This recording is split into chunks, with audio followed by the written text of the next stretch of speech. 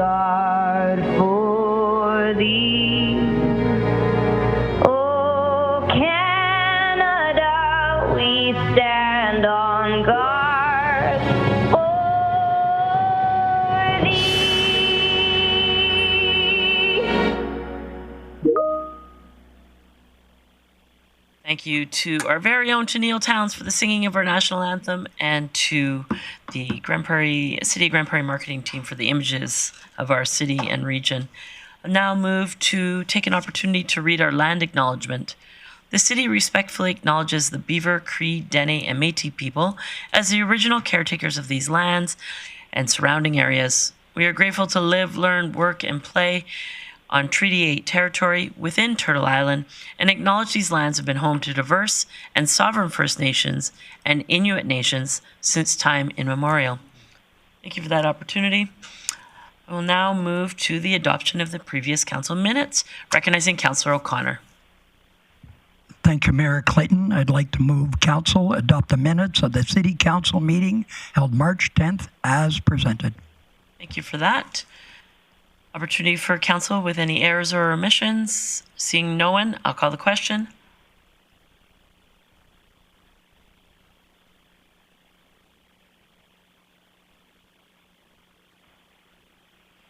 And that carries unanimously. Moving on to the adoption of today's agenda, recognizing Councillor O'Toole. Agenda with the addition of item 6, sports tourism. Thank you for that motion. Seeing no one in the queue, I'll call the question.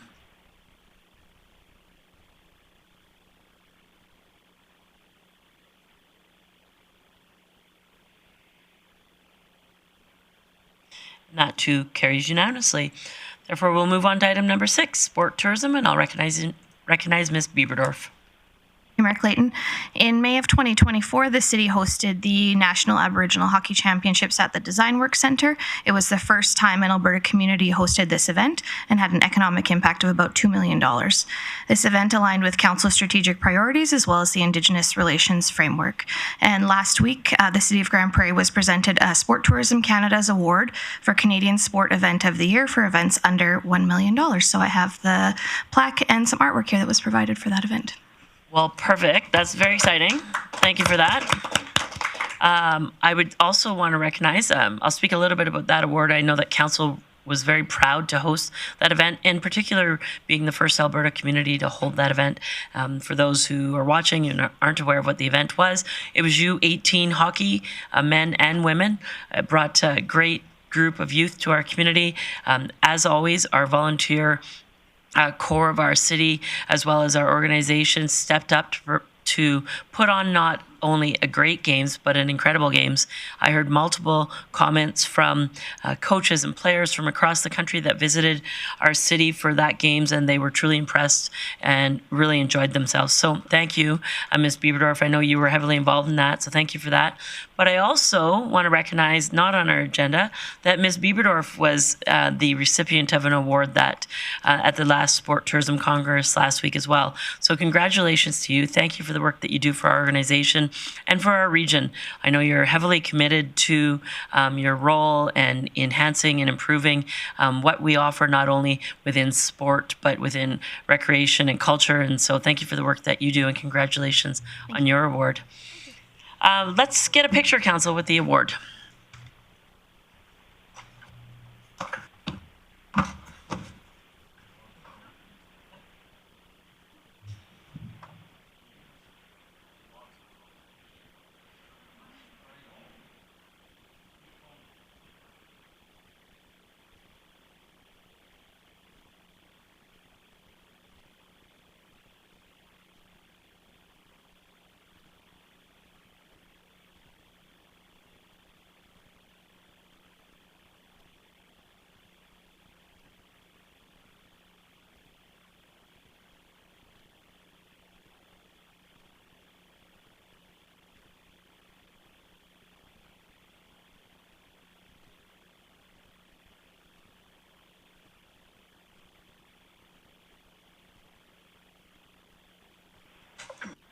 I just say thanks to my colleagues for really buying into the piece, into the organization that we are Games City. We don't do it for the awards, but they certainly are nice to receive. Moving on to our delegation portion of today's meeting, we had one organization who let us know ahead of time that want to be a delegation. If you're watching online and you do wish to speak to council, there's a form online that's relatively easy to fill out. Let us know ahead of time what you would like to speak to, and then it gives us a heads up. We do, when we have an evening session, provide a second opportunity for delegations. But for the afternoon delegation, Alberta Forest Products Association let us know that they'd like to speak to council. So I will ask them to come forward. I will give you a moment to get set up. Your microphone is on whenever you're ready. And then just introduce yourself for those who might be watching online. Take the 5 minutes or so to do your presentation, and council may have some questions for you once you're done. Excellent. So welcome.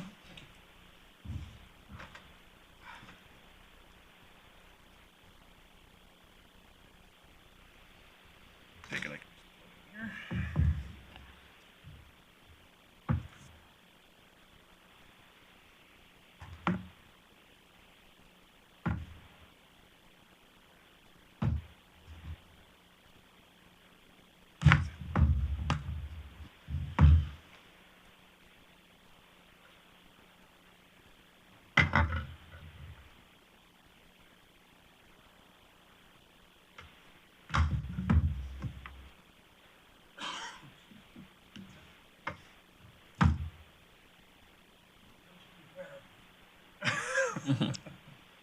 Nowadays, you have to have all types of technology in your bag.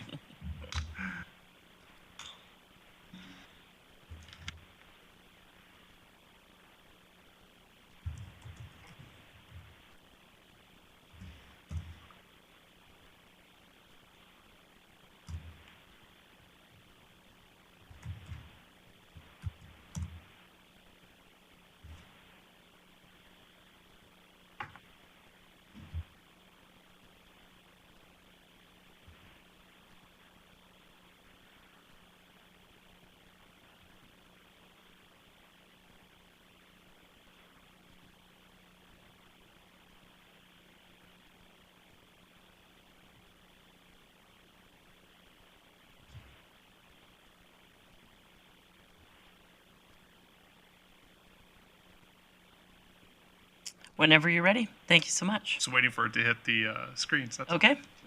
There you go.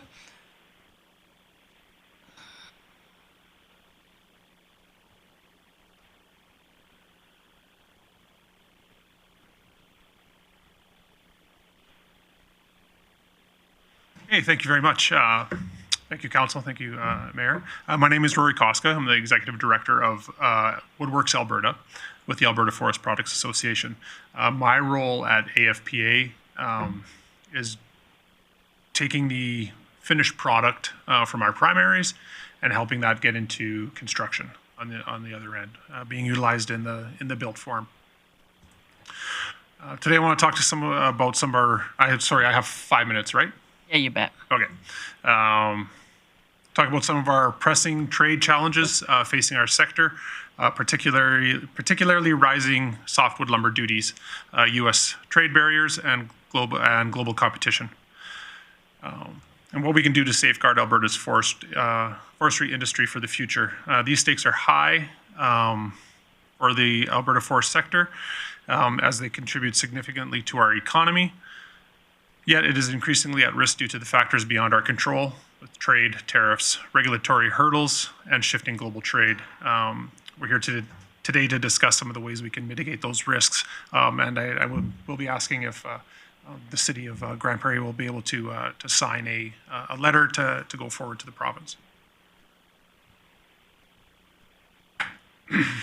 Our industry supports around 30,000 jobs across Alberta, many in rural areas like Grande Prairie, where forestry is a primary employer. In addition to direct employment, forestry contributes to transportation, construction, engineering, and manufacturing, creating a ripple effect across the multiple sectors. Approximately 50% of Alberta's forest products are exported to the U.S., making trade a key component to our industry's success. Current situation right now, softwood lumber duties sit at about 14%, 15%, which is already a significant burden on the Alberta producers. By summer of 2025, these duties are projected to exceed 30%, more than double their current rate. On top of that, the U.S. Is expected to put on a 25% tariff, which could push our trade barriers past 50%. Making it nearly impossible for lumber mills to remain competitive.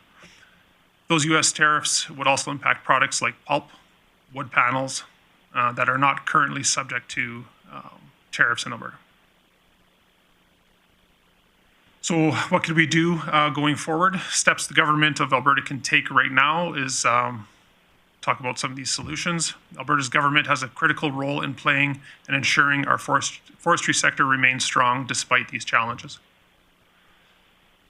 One of the most important steps, strong advocacy at the federal and international levels. Alberta needs to push back some unfair trade practices and communicate why these tariffs hurt both Canadians and Americans. The lumber duties are a tax on U.S. customers as well. The U.S. housing market depends on Canadian wood to keep prices stable. The U.S. simply cannot produce enough lumber domestically. Even with tariffs, they still need our products. Alberta's forestry industry supports thousands of American jobs. Pulp from Alberta is a key input in the U.S. paper and packaging manufacturing. The forest industry in Alberta buys many products that are made in the U.S., including machinery, trucks, resins for wood panels, and technologies. By working closely with the federal government, Alberta must push for a fair and long-term resolution to the softwood lumber dispute. Number two, keeping Alberta's regulatory costs low. Trade barriers are only part of that challenge. Domestic policies are also impact our ability to compete. We've seen in British Columbia, the high regulatory costs have led to mill closures and job losses. Alberta is already a leader in forestry competitiveness, but this needs to continue to be a focus. Competitive timber dues and streamlined permitting will help mills operate efficiently and remain viable.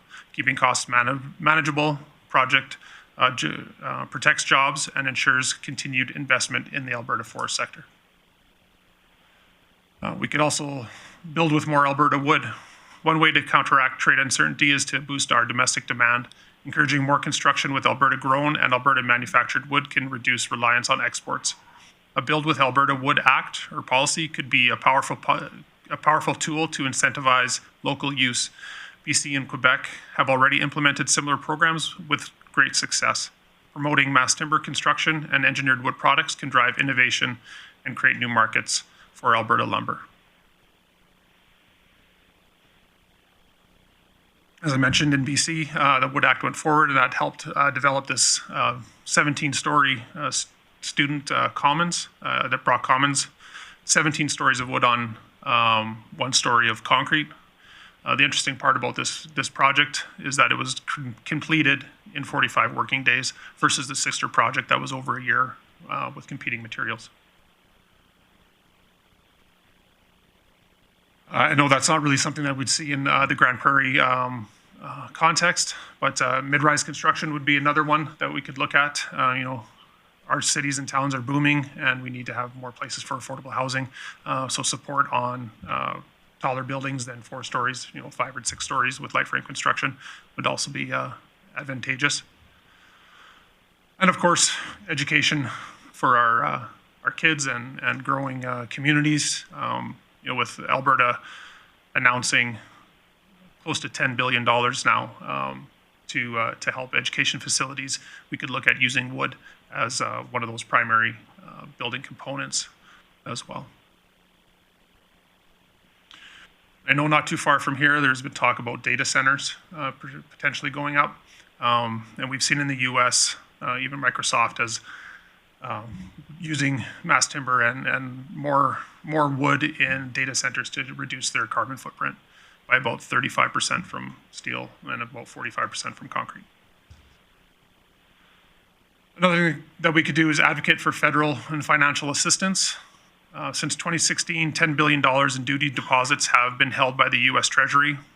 These funds that rightfully belong to Canadian producers. This is a financial strain which weakens mills, limits investment, and threatens jobs.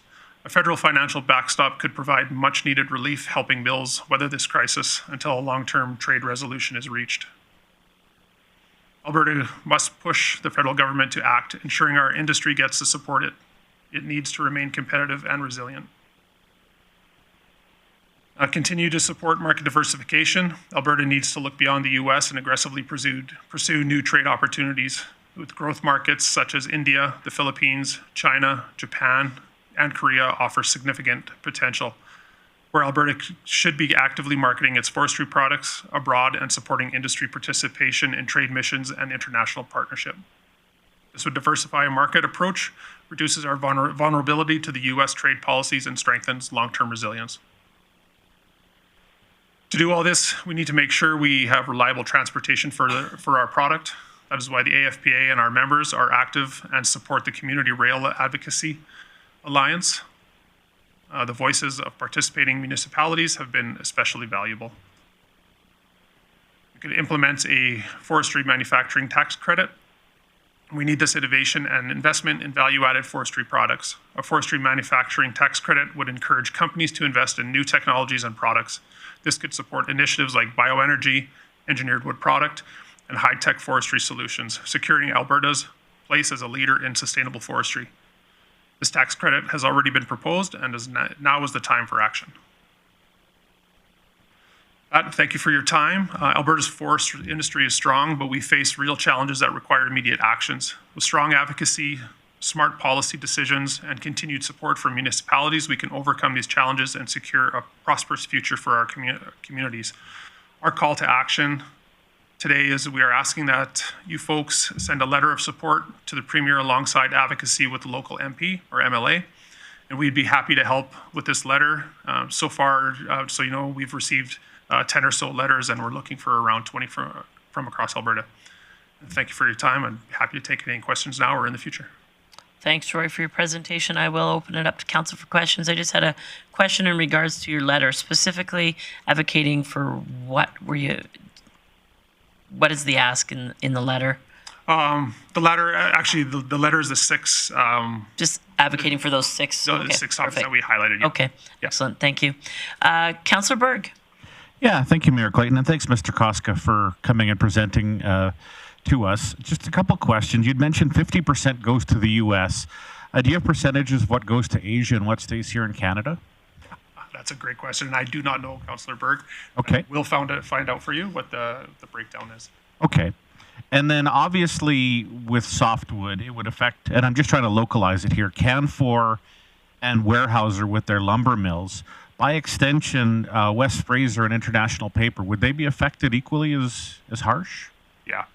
Yes? Okay. Yeah, if you want to speak into the mic that way, the people on the mic can hear. Yes, they would. Move that it's not attached to the table. They'd be affected just the same. Okay, thank you. All right, Councillor O'Connor. Thank you, Mayor Clayton. Thank you, Mr. Koska. One of the things that's I think would be important because of the lobbying the end user in the U.S., and in particular, International Paper can only source for Pampers from this mill at International Paper because of the length of the fiber. And that will be a crippling thing for that company. And I'm wondering, have you thought of that strategy of lobbying the end user saying, hey, you need to send messages to your senators and your the government to be able to say, hey, this is affecting our businesses in the U.S.? Not on that specific topic. We have been lobbying the end users in the U.S., but not specifically that. But I'll bring that to our attention. Yeah. Councillor Blackmore. Thank you, Mayor Clayton. I have a few questions, but I'll start. When she cuts me off, I'll come back in the queue. So I've lived through a few softwood lumber disputes in my life, and in the process of every softwood lumber dispute we've been in, we've always said we need to start marketing to foreign markets. And at one time we did have a pretty good market going to Japan. Then the Japan economy crashed, and I think that market dried up somewhat. So it's interesting to me that we always say the same thing during every softwood lumber dispute. And I'm wondering if Councillor Berg did ask you what markets we were addressing outside of Canada right now, and you don't have that answer. But I'm wondering if that would be some kind of information you could provide to us. I think it would be valuable when we seek provincial support on your behalf. Absolutely.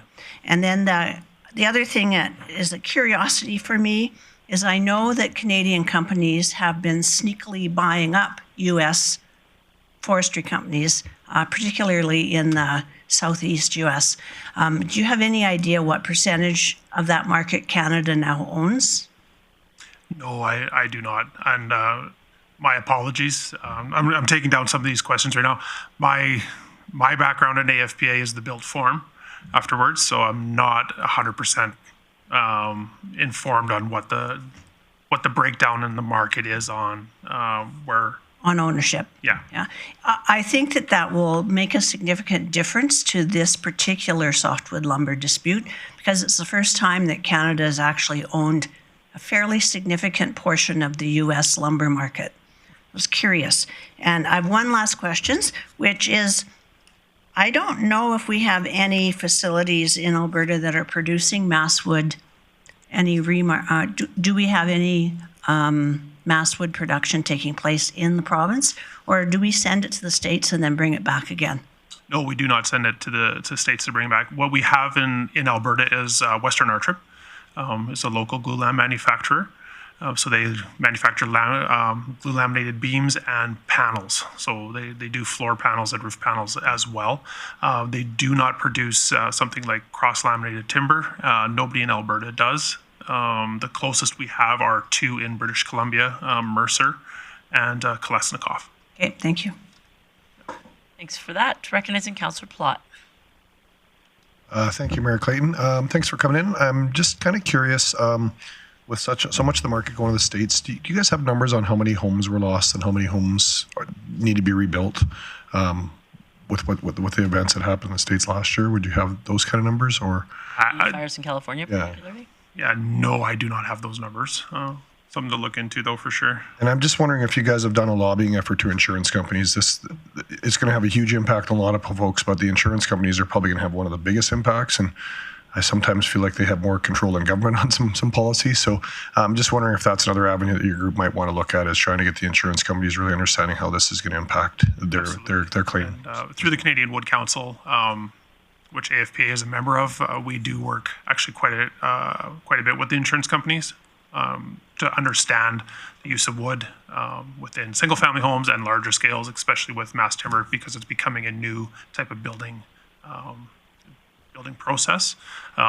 They still feel that that is light frame construction. They don't understand the difference between that light frame and mass wood, and that these types of buildings, larger scale buildings, could last 7 hours without having any type of issues. Yeah, so appreciate that. Thank you. Councillor O'Toole. Thank you very much. I was watching a program the other day, and it talked about the American market, and the wood that they have down there is mostly on private wood lots, and so they can sell to whoever they want. But the most of their product grows a little different than the wood up here, and ours is desired wood because of the growth and the strength of it. But most of the wood that they have is hardwood. And I was just wondering, if we were to not ship to them, do they have enough wood down there to fulfill their needs on a yearly basis. They really do need Canadian heart or softwood.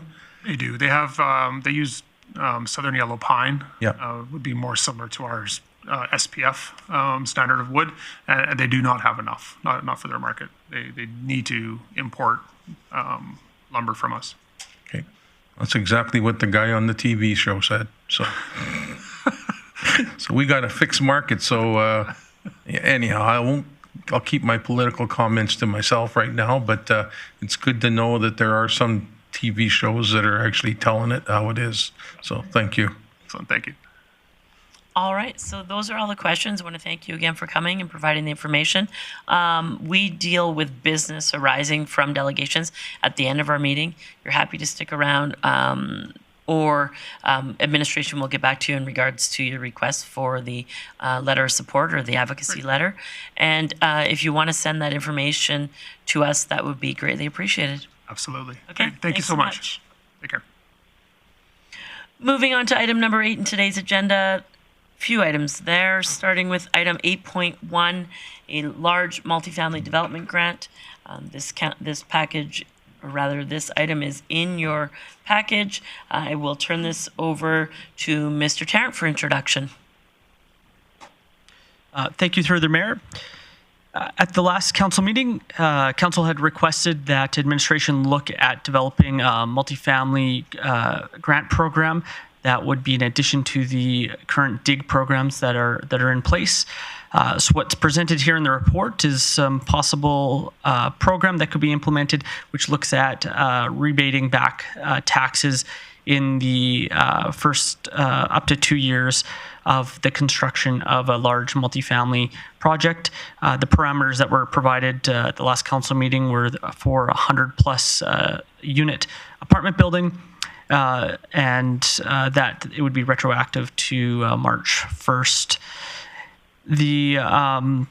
I've provided just some information regarding the rental vacancy rate. As you can see, it's down to a 10-year low, hovering around that 2% rate for the last 2 years. And one of the challenges, though, in this current environment is that building costs have risen dramatically in the last 5 years, about 70 to 80% for residential construction, which outstrips the rates of inflation.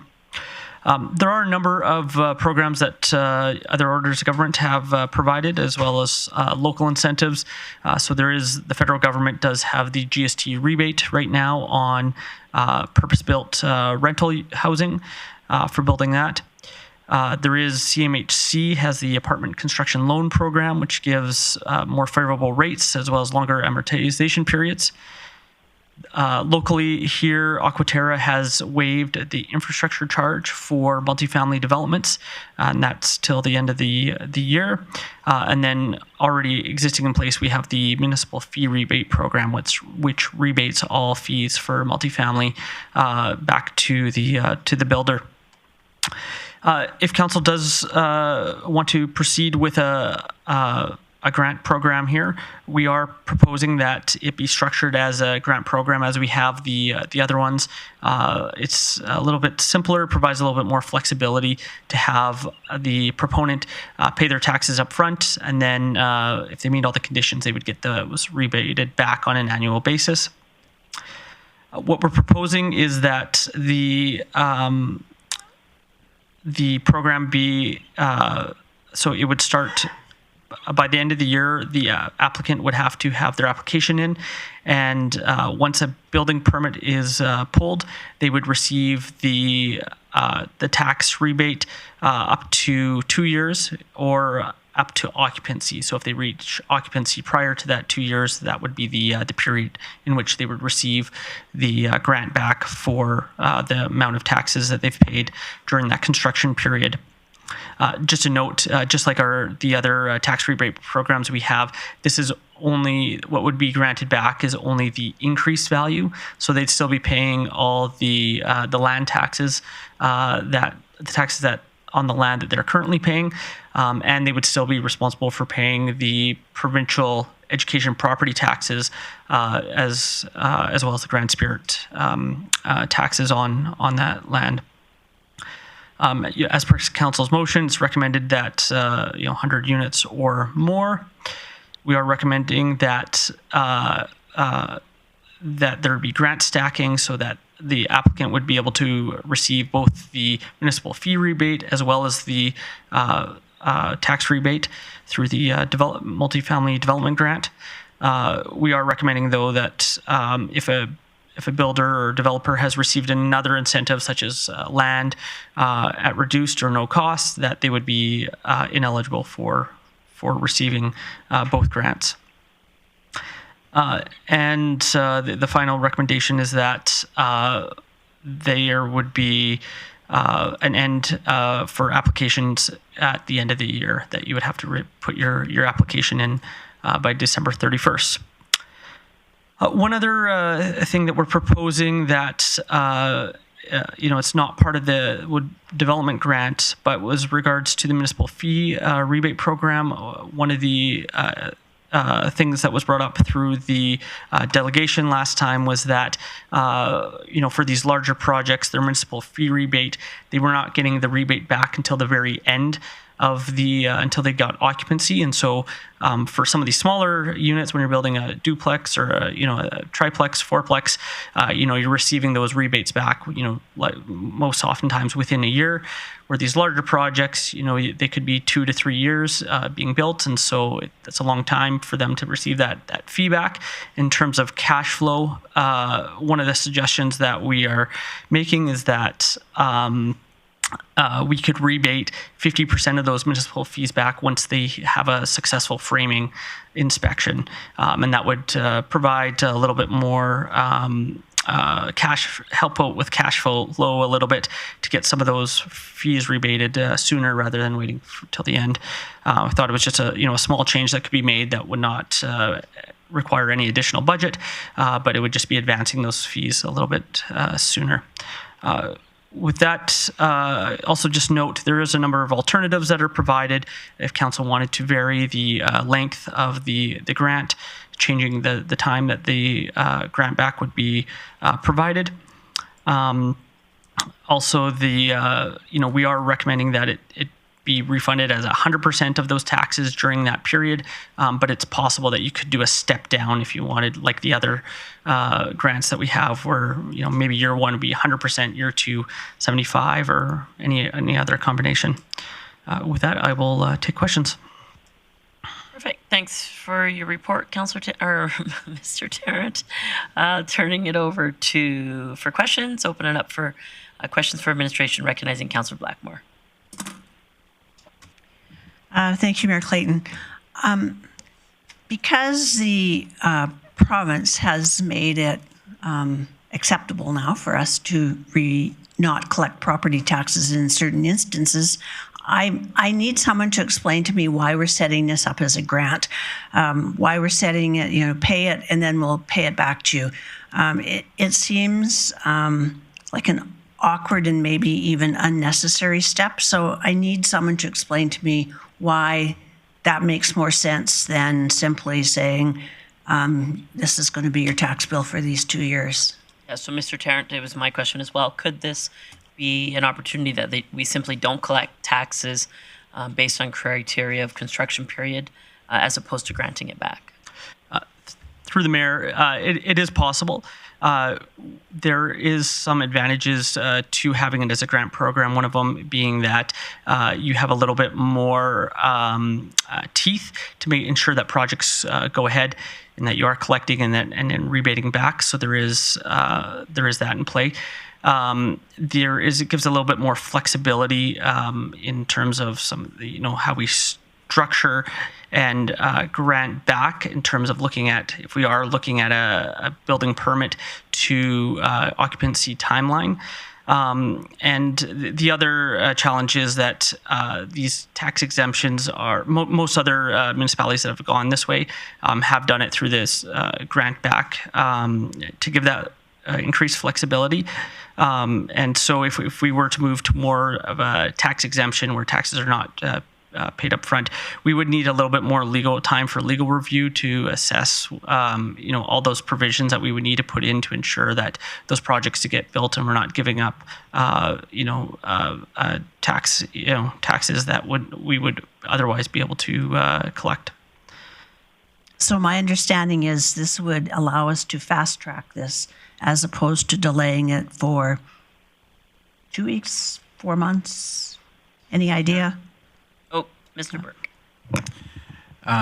It was a bit uncertain in that this is a new program that others aren't in this space yet, so we weren't able just to replicate it. This was something a program that we have looked at on the non-res side, so we were able to replicate it and come back quickly. So I can't say it's 2 weeks or a month. It's definitely some new legal territory that we just haven't explored here. Okay. Councillor Palat. Thanks, Mayor Clayton. Mr. Turner, I just want to confirm. So if I'm building a project, my property tax on my vacant lot are $10,000. I start the project, and at the end of the year, there would normally be a trigger of you've put this much assessed value in. If I'm understanding this right, the $10,000 you would pay is all you would pay every year annually till you were done the project up to that 2-year max. Mr. Tarrant. Through the chair, correct. Yes, that would be the maximum that you would pay. Obviously, subject to if those rates do increase, there. But those would be the only fees that would be paid. Any incremental increases would be rebated for whatever period is decided. Okay, and just my second question, Mayor Clayton, is just so as respect to the grant rebate pro back. You mentioned that at lockup we would trigger where we'd give you 50% of your rebate back. Is that basically just when the city's completed their inspection? Here's your green tag. There's no other extra inspections or anything like that. At that point, it would just be that'd be the trigger.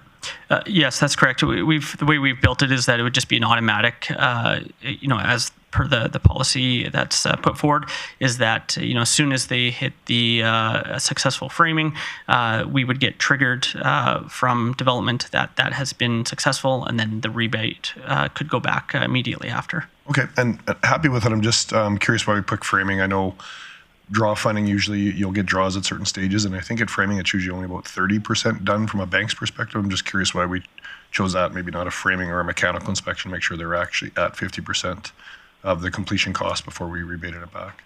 Mr. Tarrant. Through the chair, we modeled it after obviously trying to be expedient. We previously had an infill grant we had the framing inspection as the trigger point for which they received the grant back on that part, and so we largely just followed that process there. The framing inspection does get you to be that 30 to 40% of the way towards completion, and so we thought that was an appropriate time.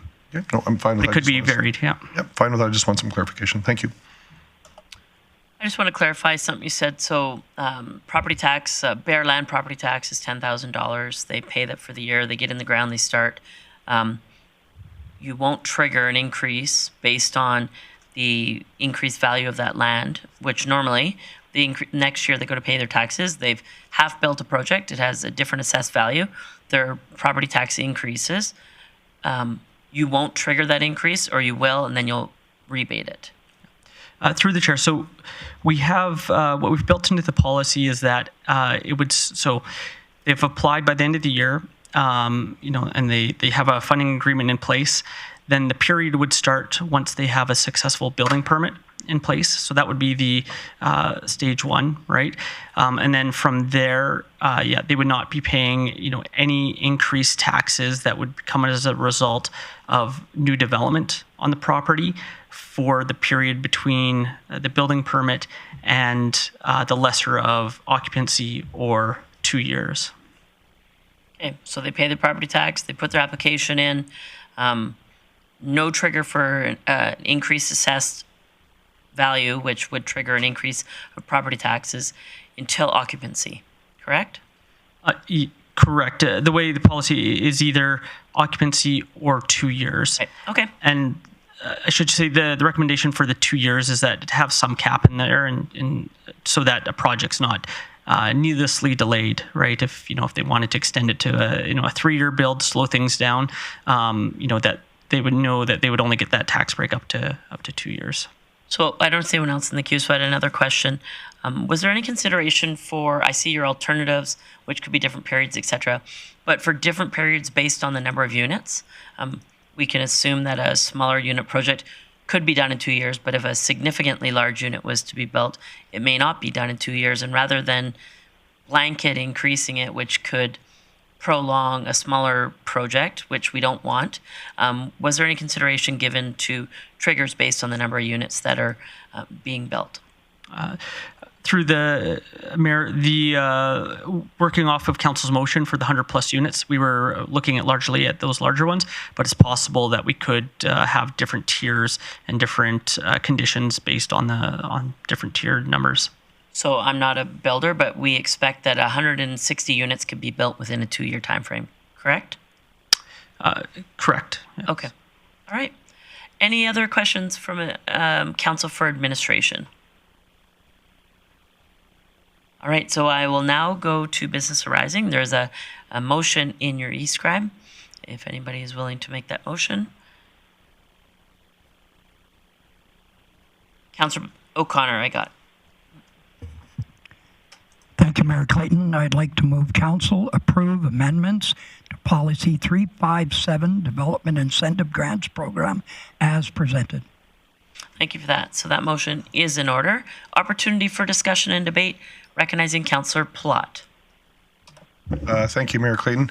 I'm happy that we're looking at signaling something to the industry, and I think that we've done our work with this, and now that the report's coming back and went live, I've had a few proponents come to me and say, why 100? And so I guess I just want to ask administration if I were to make an amendment to the number being from 100 to 30, does that give enough direction? It just says 100 in several different spots, or do you need me to reference the policy specifically to those? Before I go to Mr. Burke, maybe for some context, can you explain the 30 number? Sorry, Mayor Clayton. Yeah, absolutely. So right now the trigger would be at 100 units. You would qualify for these incentives that Mr. Tarrant had brought up.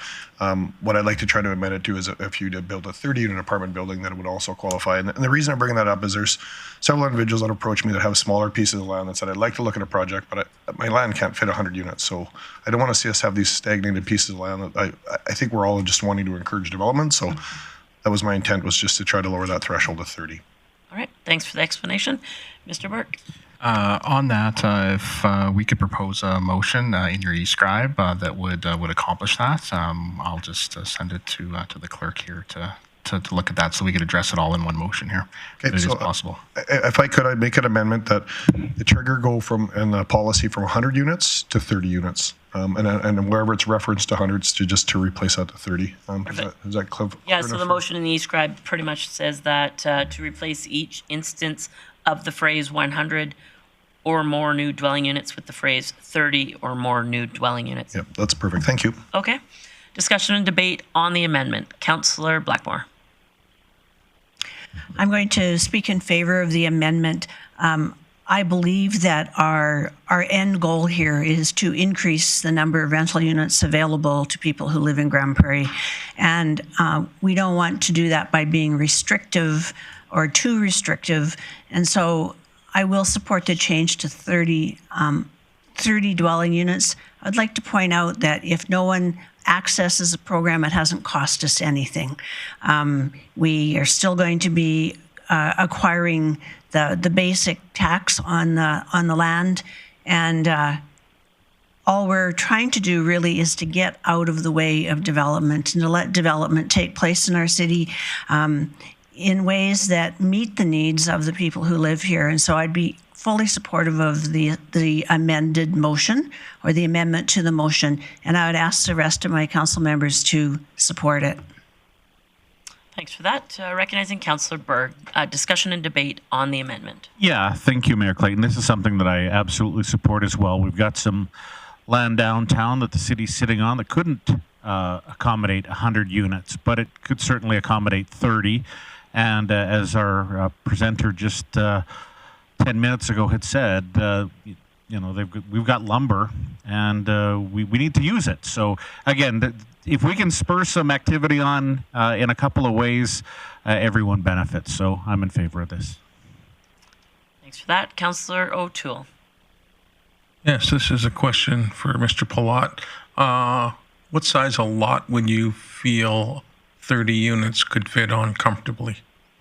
Councillor Plott, based on your previous career in home building, could you provide some unsolicited Although I didn't build Do you have any for sale, is what I guess the proponents at FOMI have 1 acre parcels. They could do a 30 unit project on a 1 acre parcel, but they can't make a 100 unit work on a 1 acre parcel. So a 1 acre would be 2 lots? Well, you'd have to, I guess there's 1 acre parcels currently developed in the city in different spots. But if you were trying to do like infill, you'd have to piecemeal probably 6 or 8 lots together to get up to an acre. Okay, no, just giving perspective to the audience out there. Yeah. Thank you very much, and you got my support. Councillor O'Connor on the amendment. Yes, thank you, Mayor Clayton. My only concern, I'm in support of doing the 30 unit ones. I'm just concerned that if we threw that out there and all of a sudden there's 10, 20 different projects like this, will it cause a detriment to the larger units? And that's the only thing I'd like us to be cautious about. If you just flood the market, what happens to the market? And will that make some of these larger projects not successful? So I just want us to put some thought towards flooding the market. Thanks for your comments.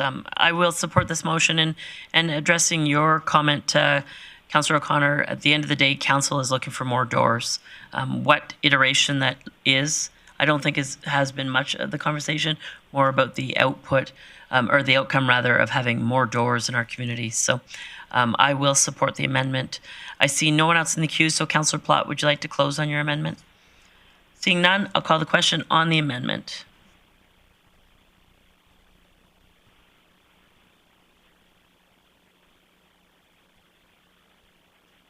And that carries unanimously.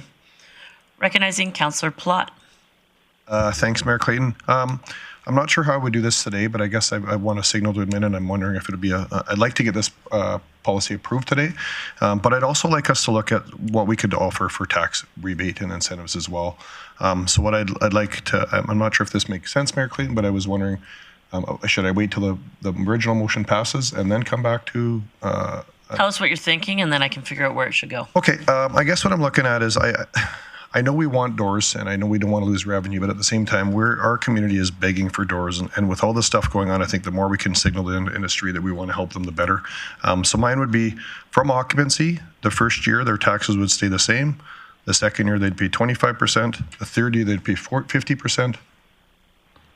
The fourth year, they'd pay 75%, and the fifth year, they would be back to normal taxes. And so it's basically very similar to our DIG program we have on our commercial scale, but more pared back on a shorter version to residential. And I just would like to see a report maybe come back to that, and maybe we can update this policy at a future council meeting. I'd like to see this go ahead today to just to signal to the industry that we're moving forward. But I'm just wondering if this could come back in maybe a couple weeks if I made that official and had enough friends that supported that around the table here today, what the process would look like for that. So a question from Mr. Burke. The process, is there capacity to add this as a additional item of the policy 357? And in addition, keeping in mind for council that our policy recommends that it's retroactive to March 1st. So if the policy as amended today would be passed and there was another direction for an additional item to the policy, it could be done later. But I'll look to Mr. Burke for some advice. So just for clarity, was it on the tax incentive or through the granting process? Like comfortable with the granting process? Because if we one of the challenges with the tax incentive side was just confirming with our solicitor that we require a bylaw, so just a different process, longer process. That was one of the other factors in that. I also would provide advice to council that at some point the city has to say, here's what we're doing so that projects can go forward. If there's the opportunity to add more, it freezes all projects, and I don't think that's not a secret. That's just how the reality of it here. So really, we just want council to consider whether they were comfortable with today and coming back. I'd also maybe suggest this is one where I just would want to get some advice before I would say, can I accomplish that in today's bylaw. Again, we've done this previously where we have an evening session where if I can confer just to get some advice and for us to bring it back, I would be more comfortable with that as a way to keep this moving forward would be my advice here today. Just additional question, and then I'll let Councillor Palat respond, but if it was a grant as noted in the current policy, does that make it easier? Through the mayor, yes, it does. With that, just amending the policy that we have here in place, I just would want to just confer with some legal to make sure that we could accomplish that today, which I think is the intent of council and my advice would be to either pause till this evening and get some advice as opposed to us coming back at a future date, which I think would freeze all development in that 30+ category. So I'll look to the clerk of a recommendation if Councillor Palat wanted to table or postpone to the evening session. What is your preference? Thank you, Mayor Clayton. Preference would be to postpone it until after the public hearings. Okay. So now you have some information, Councillor Palat. You got the information you asked for. You could, I got to think about this. We have a motion on the table, but if you did want to postpone this to the evening session, the motion now would be to postpone discussion on policy 357 to the evening session following our public hearings. Excuse me. I appreciate that, and I'm just a couple things there. I'm definitely fine if it's a rebate. I guess as long as the consumer, however, makes sense to shuffle the numbers and the people around from the city. I understand that there's different options here, but if it's a rebate program, that's totally fine if it fits better within the current policy. I'm just wondering. I could make a motion and not have it pass. So I'm just wondering, do we make a motion, see if it passes, and then postpone the original motion to tonight and give it a minute time to do it, or was it better to just postpone it all? I'm only saying that is, I just threw this out to our group. I'm not even sure I'm going to get support on it, so I'm just wondering if postponing it matters or not. But Postponing it isn't debatable when it's to a specific period of time. So you could make that motion. We don't discuss and debate it. It just happens. That it would happen to this evening. Okay, so is it in order to make that motion now then, Mayor Clayton? Okay, then I would make a motion that we postpone this grant applicant or this development incentive program until this evening session. Okay, so that motion is in order. As it's not debatable, I don't even think we vote on it. Okay, all right, so we do have to vote. So I'll call the question on the motion to postpone to this evening. Thank you.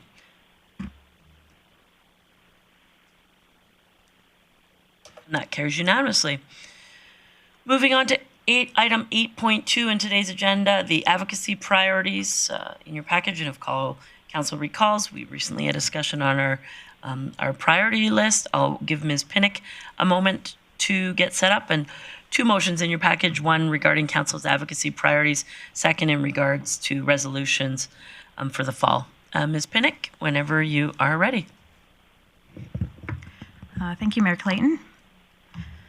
Recognizing that council has already reviewed the attached report, I'll just take a minute to highlight a couple of things that are in there. Significant work has been done by council and administration over the past year with respect to advocacy priorities, and the report in front of you outlines the 2024 advocacy priorities and some successes that were achieved on several items over the past year. One of those successes was the city being informed by the Government of Canada that biometric services would be offered at the Service Canada location in Grande Prairie starting in March of 2025. And we know that that's been very positively received across the community, both by newcomers and support agencies and also in the wider region. This past year, the Government of Alberta appointed Shannon Davis as a Justice of the Court of King's Bench of Alberta. Justice Davis will serve as the second Justice in Grande Prairie. And advocacy around additional justices has been a priority for council over the past several years. Significant work has also been accomplished related to healthcare services and attraction and retention of health workforce. We were pleased to see that the Northern Alberta Medical Program, a joint venture between the University of Alberta and Northwestern Polytechnic, will welcome their first year medical students in their inaugural cohort this coming August. On February 27th, the province released Budget 2025, and if passed, includes additional funding for Northwestern Polytechnic for $1 million for the Skilled Trades Expansion Project. Also includes increase in grants in place of taxes, additional funding for physician training, affordable housing, and expansion of the family justice strategy to include Grande Prairie as a base core location. So while there are several wins, there are some priorities that continue to be on Council's radar, and more work is required on some items. So what you have before you is a revised list of advocacy priorities for 2025. These are a combination of items that Mayor and Council have been working on previously and some new items. The two new primary priorities identified for approval are the seniors' housing and long-term care, and then a new grouping identified as economic corridors, which recognizes the importance of advocating for roads, rail, and air, and specifically identifies the Highway 40X connector, ongoing priority of improved rail service, and the importance of continued advocacy for additional rail service, connecting residents, businesses, and products to provincial, national, and international markets. Additionally, Alberta municipalities members vote on resolutions that are brought forward at their annual convention, and these items may have wide impact on many members, and the deadline for submission is June 30th, so included in the recommendations for Council's consideration today are two resolutions that would be reviewed and redrafted for submission. These include dedicated regional service funding. As a regional hub, Grande Prairie and other similar municipalities provide a wide range of services to residents and the wider region, and there's no dedicated funding to offset the costs to the municipality to provide many of these services. The second resolution is related to electricity distribution, which is an ongoing advocacy priority for Council, and administration will be monitoring what policy changes are brought forward during the spring session of the legislature for any changes that may impact either of these resolutions.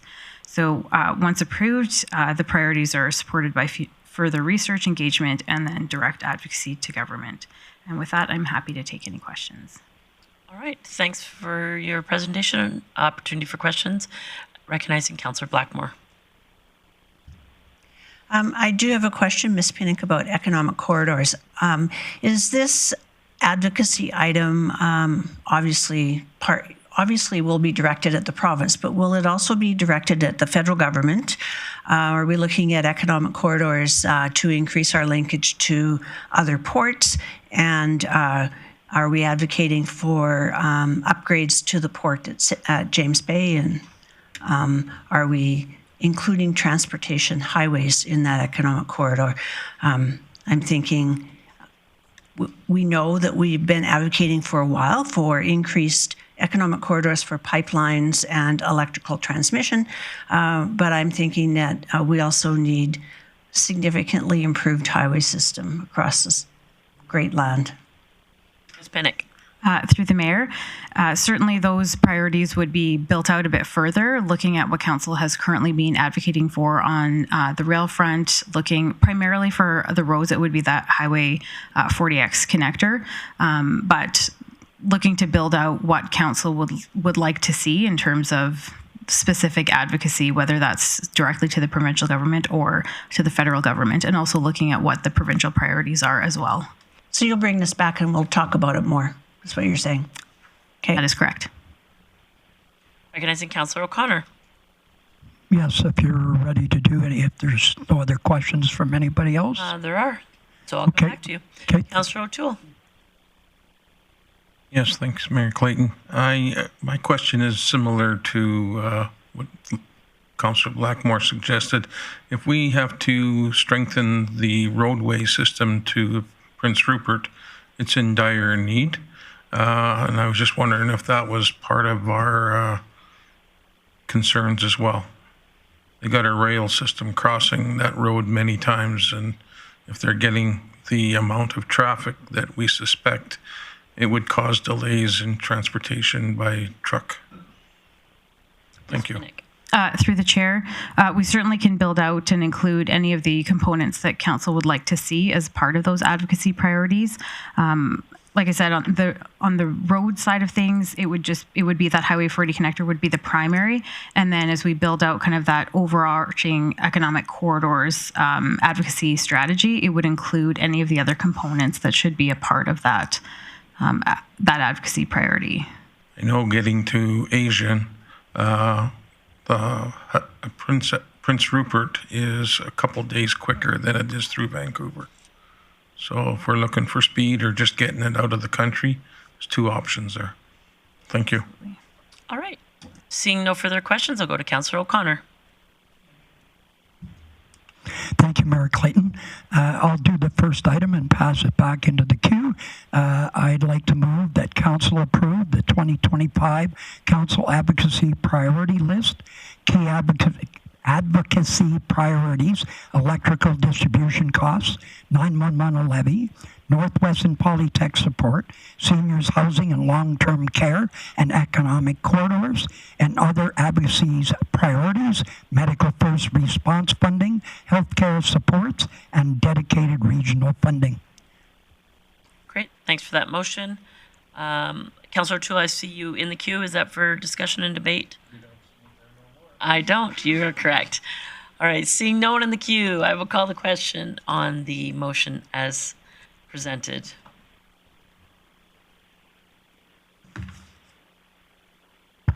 Bressie in favor.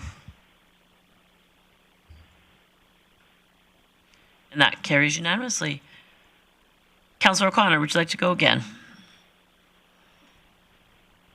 Okay, I will do that then. I'd like to move Council direct administration to prepare resolutions for the 2025 Alberta Municipalities Fall Convention for submission before June 30th, 2025. For one, dedicated regional service center funding, identifying key services provided to the regional hubs that benefit the wider region and require additional funding to support sustainable service delivery, and two, electricity distribution. Thanks for that motion. That motion is in order. Opportunity for discussion or debate. Seeing no one, I'll call the question. Please vote.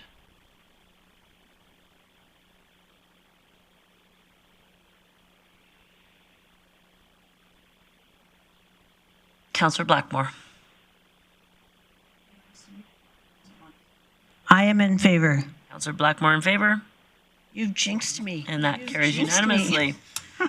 Moving on to item 8.3 in today's agenda, the RCMP retroactive salary payment and the release of funds.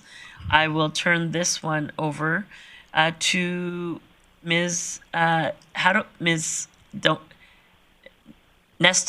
Is that right? Okay, thank you, Ms. Nestabo.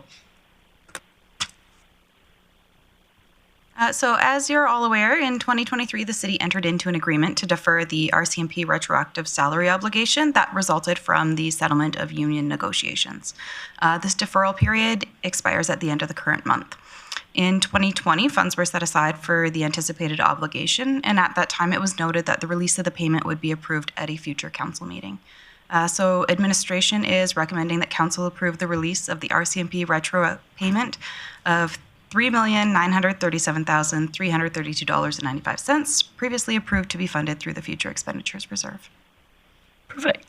Thank you for the presentation. Opportunity for discussion and debate. Questions for administration. Recognizing Councillor Bressie. Thank you, Mayor Clayton. I don't have any questions, but I'm happy to do business when appropriate. Okay, I will come back to you. Okay. Councillor Berg. Yeah, thanks, Mayor Clayton. Just for clarity, and I think you touched on it, this is from the 2020 negotiations, and the RCMP actively, or maybe even worked on a new deal that will also see another significant payment that we'll have to retroactively pay. Ms. Nestabo? Thank you, through the mayor. To my knowledge, this is for the initial union negotiations, so their first settlement. This doesn't have anything to do with any subsequent settlements or anything like that. Generally, any increases are built in as they're incurred. Okay, and then I think the benefit of us delaying it to the very last minute is over these years we've been able to invest this $4 million roughly and make interest off of it. So good work to the team. All right. Recognizing no one else, I'll go back to Councillor Bressie. Great, thank you, Mayor Clayton. I will move that council approve the release of the RCMP retro payment of $3,937,332.95, previously approved to be funded through the Future Expenditures Reserve. And just to speak to this, I sure don't begrudge the individual members who receive this retro pay. In my opinion, Prior to unionization, the RCMP was underpaid, and the hardworking people who put their lives on the line for our community certainly deserved a salary increase. That being said, the federal government, when they entered these negotiations, they told us to save a lot less money than it actually ended up costing us, and we had absolutely no seat at the table. And these salaries, combined with increasing district administration fees that we have to pay, has been the single biggest challenge I've seen on the city's budget since I joined council. And so this isn't an amount that I'm happy to pay, but it is an amount that we have to pay, and I hope that council will support this. Thanks for your motion, Councillor Bressie. Opportunity for discussion or debate on the motion. Seeing no one in the queue, I will call the question.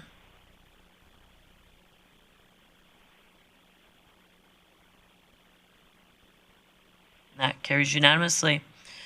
Moving on to item 9 of today's agenda, under committee business. The first item of business was the Council Committee of the Whole meeting held March 12th. Recognizing Councillor Bressie. Happy to move the council adopt the minutes of the Council Committee of the Whole meeting held March 12th as presented. Thanks for that. So the meeting itself, the information for those who are online, is in council's package today. And eScribe just completely kicked me out. So I see no one else in the queue with discussion or debate, so I'll call the question.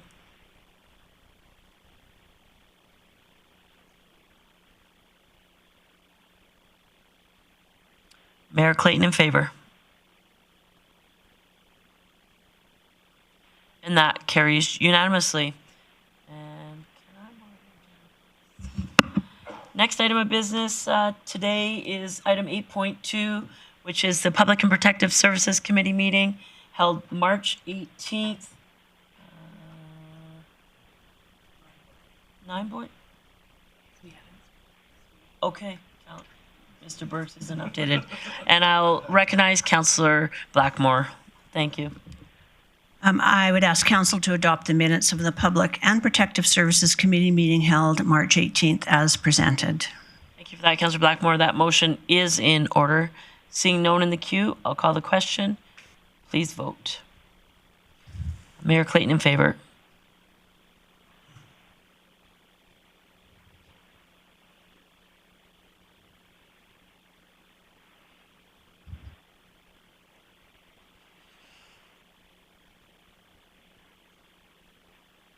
That carried. So that carried unanimously. Moving on to the highlights of your meeting. Councillor Blackmore. Yes, under enforcement services, we have 3 enforcement officers who are currently enrolled in the Peace Officer Induction Program, which allows officers to take on additional roles or responsibilities and increases their ability to address diverse community needs. Mobile Outreach has released their January statistics. They've had 1,246 dispatches to 299 unique individuals. They collected 839 needles. 6 individuals were relocated to home communities or natural supports. 17 caseworkers took on active clients and 17 active clients went to caseworkers, and 17 individuals were referred to housing supports.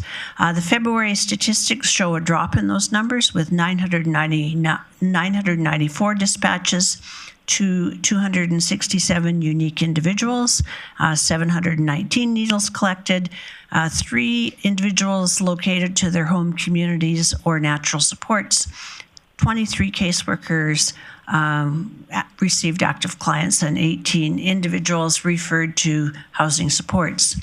Under the RCMP, a large sum of cash was found in clothing at a donation bin at Value Village around September 25th, 2024, and the RCMP is seeking the public's assistance to reunite the cash with its rightful owner. Under recreation, winter swim lessons have wrapped up with over 1,100 participants, and a new Learn to Try Swim program was launched aimed at enhancing stroke refinement and technique in preparation for this summer's triathlon. The spring aquatic schedule has been released, featuring expanded toddler time on Fridays as a part of the regular schedule. Additionally, the spring break schedule includes specialized school out program school out public swim schedule along with new and exciting aquafit classes. And I also noticed when I was at the Eastlake Center today that the Tot Center, the Little Kid Center, is now open late nights on Friday to 7:30. All right. It's called Late Night Fridays. I thought it was funny. In events and programming, spring break camps are now officially sold out and wait lists are being created. The Grande Prairie Storm playoffs have begun. The State of the City address is tomorrow, and will feature panel discussions with community leaders. That will be held at the Montrose Cultural Centre. Housing and Community Development Helping Hands has officially become a member of the Food Banks Alberta and has been designated as the regional hub for monthly food shipments. This partnership comes at no cost to Helping Hands and lowers administration costs of regional members. And that concludes my report. Thanks for that, Ms. Councillor Blackmore. Moving on to item 9.3, the Operational Services Committee meeting held on March 18th, and I'll turn this one over to Councillor Palat. I was like, was anybody in person? No. Thanks, Mayor Clayton. I just make a motion that council adopt the minutes of the Operational Services Committee meeting held March 18th as presented. Thank you for that. That motion is in order. I'll call the question.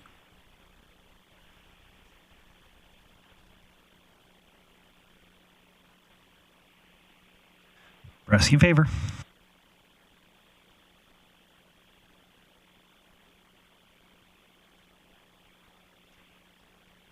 And that carries unanimously. I don't think we have a -7, but it was a 7-0. So I'll call that carried, that declared unanimous. Moving on to the next item, a little bit of business arising for today's meeting.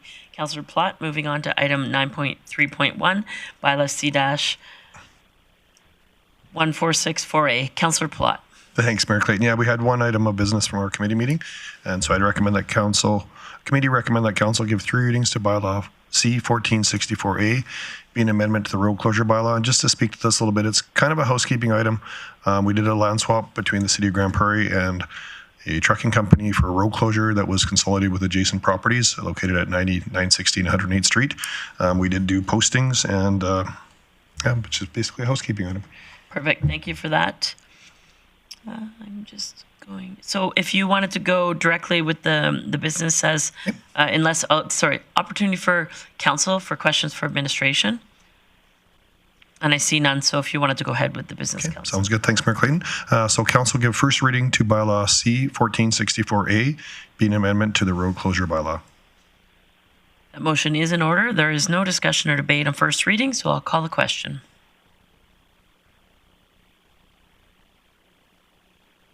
In favor. Brassey in favor.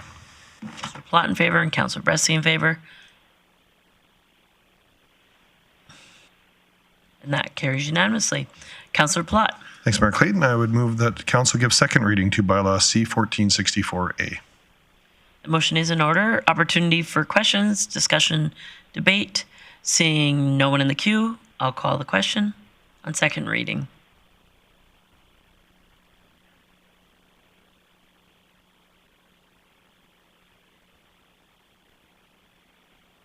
And that carries unanimously. Councillor Plott.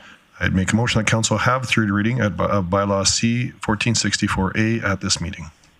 All right. This is a motion in order for us to have third reading here tonight. It must pass unanimously. Seeing no one in the queue, I'll call the question on the motion to have third reading. Please vote.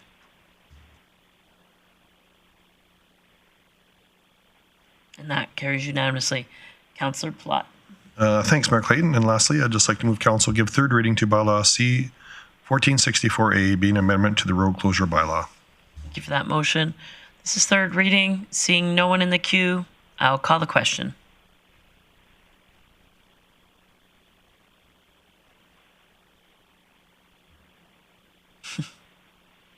And that carries unanimously. Any highlights from your meeting, Councillor Plott? Yeah, Mayor Clayton, other than our business that just arose here, we had some service area update from Chief Glavin. Our engineering and transportation services, a residential snow removal, was activated March 14th with current conditions allowing crews to work faster than usual. We've posted for request for tender for road overlay phase 1, the request for proposal for 2025-2026, road rehabilitation and drainage, along with other work on Old Highway 43. Our corporate facility management administration hosted a community energy improvement program, engaging session to the GP Real Estate Board, and over 60 realtors in attendance. The exterior door replacement project for the Bonnets Energy Center has been awarded. Requests for proposals are now open for the city on 99 budget facility redesign and the art-supported recreational sports facility. And that's my report.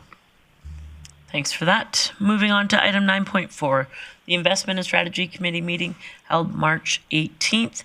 And I'll turn this one over to Councillor Blackmore for introduction. I would move that Council accept the minutes of the Investment and Strategy Committee meeting held March 18th as presented. Thank you for that. That motion is in order. Seeing no one in the queue, I'll call the question.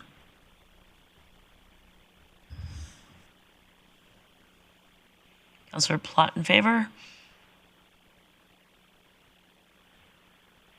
And that carries unanimously. One item of business tonight, Councillor Blackmore. Yes, this is a bit of a housekeeping item as we do this every quarter. I would move that Council receive the Quarter 4 2024 Strategic Priorities Progress Update for information. That motion is in order. The updates are in your package. Seeing no one with questions, discussion, or debate, I'll call the question.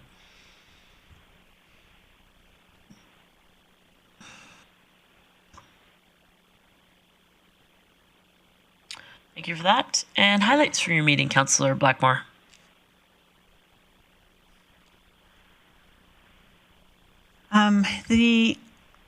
In Community Connections, a new museum exhibit called 120 Years Strong and Free has opened, and this exhibit celebrates Alberta's 120th anniversary and highlights the history of settlement in the Peace region. It includes many hands-on activities for children with a wide assortment of Alberta memorabilia and souvenirs, and administration is attending the sports event Congress in Calgary, which they have already come back for, and we have received the results of those awards earlier in this meeting.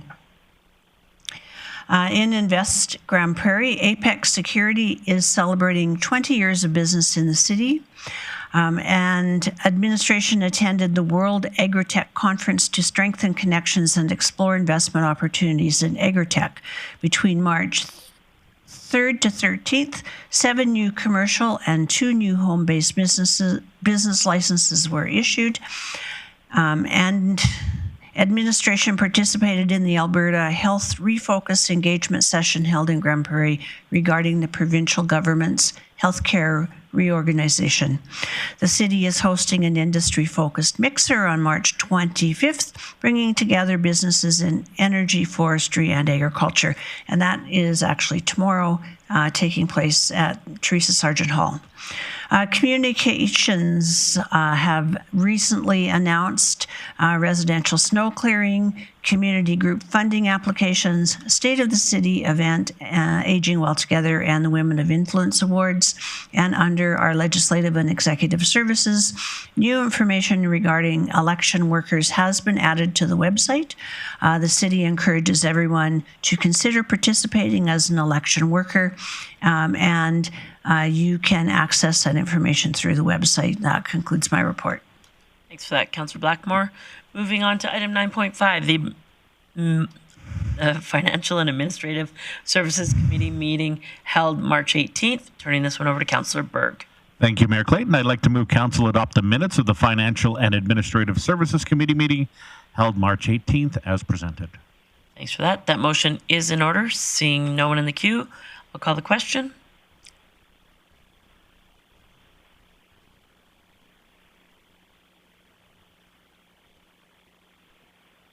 And that carries unanimously. One item of business tonight, Councillor Berg.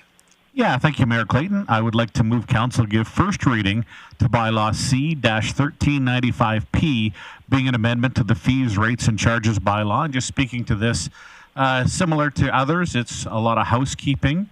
There's some terminology changes involved in here, but also I think there's a search fee that probably went up about $5 and some janitorial fees that went up about $1.85 or so. So nothing too earth-shattering. Again, more just housekeeping. Right. So no discussion or debate on first reading. I'll call the question. Please vote.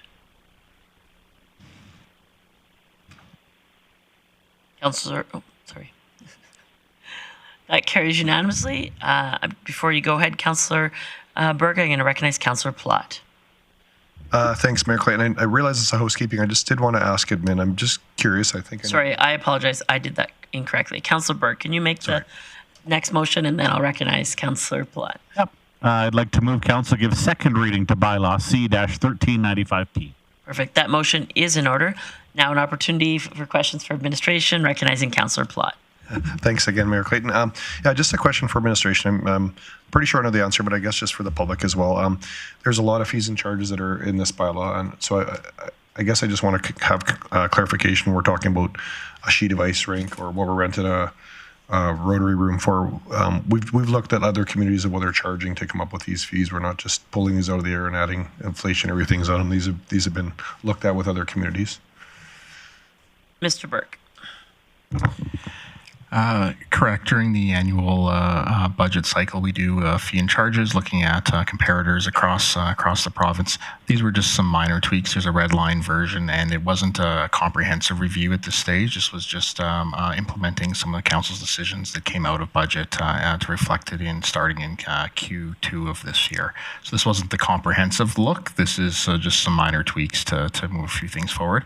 But yes, as of every budget cycle, we do a comprehensive fee and charges review, look at municipal comparators, and bring advice to council on how we align and then what our recommendations are. So that'll be again in the fall. Okay, no, appreciate that. Thank you. Recognizing Councillor Blackmore. Thank you. My question, I think, would probably be for Chief Lemieux. But when I was at the track this morning, I paid $2 to walk the track. Previously, that included the equipment that was along the edges of the track, and now it does not. It only includes walking the track. When did that change take place? Today's the first day anyone has asked me not to use the equipment, and I was surprised by that. We did that originally, and then we went through a period of time when the Toonie covered everything on the third level, and now apparently it's no longer including everything on the third level again. Chief Lemieux, do you have any context for that? Not at this time, but I will follow up and I'll send an email around to council. Thank you. Yep. All right. Seeing no one else in the queue, I'll call the question on second reading.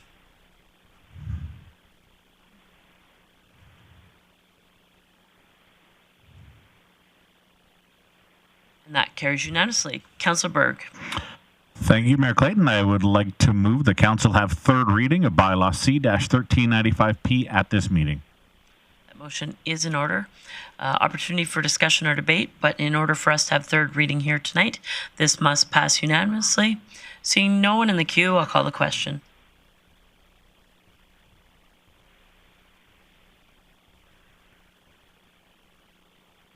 And that carries unanimously. Councillor Berg. Thank you, Mayor Clayton. I would like to move council give third reading to bylaw C-1395P, being an amendment to the fees, rates, and charges bylaw. And just one more comment. I always appreciate when our staff do the marked up version, so that way we can see what was there before, side by side with what the changes are at a glance. It's all red highlighted. So again, just want to thank administration for that, and saves me going on a scavenger hunt. So thank you.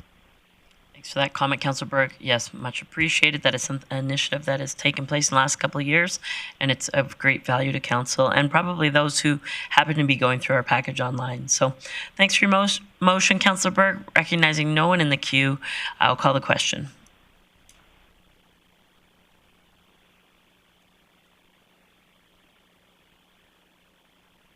That's carried 7-0. Thanks for that, Councillor Berg. Any highlights from your meeting? Yep, just give me a moment here. All right. So Chief Whiteway gave us an update around financial management. The external auditors wrapped up on-site field work last week and will continue working through processes with administration to wrap up an audit over the next couple of weeks. Draft statements will be presented to committee next month. Taxation and assessment. There was a tax sale held last week. 2 properties believed to be abandoned were available for auction but did not sell. Administration's working on some next steps around that. Procurement and supply chain management. Current bids include supply and delivery for gravel for road resurfacing, road overlay phase 1, supply and delivery of concrete mix, and supply and delivery of traffic paint, facility design and construction on City on 99th, and the air-supported recreational facility for the north side. And in geographical and information technology services, administration's working on the migration of city staff to the new GPPS network environment and support of the GPPS network and infrastructure requirements. And that's my report. Thanks for that, Councillor Berg. Moving on to item number 10 of today's agenda. Under correspondence, one item of correspondence there. This is in your package, Council, more for information. If there are questions, I'm happy to turn those over to Mr. Burke or Chief Lemieux. The information coming from the Grande Prairie Public Library just reflects the annual report and the progress that they continue to make at our public library. Seeing no one, if somebody would, Councillor O'Connor. Yeah, just want to make an observation on the report. It's very succinct and to the point and very complimentary of the support of City Council and their funding. And I really like the graphic on the last page. It shows what they've done, how much has been borrowed. So I think it's a very good report. So my compliments to the library. Perfect. I agree. Recognizing Councillor Berg. Yeah, thanks, Mayor Clayton. Just ready for business. I'd like council to approve this letter for information. Right, so the motion to receive this for information. Seeing no one else in the queue, I'll call the question.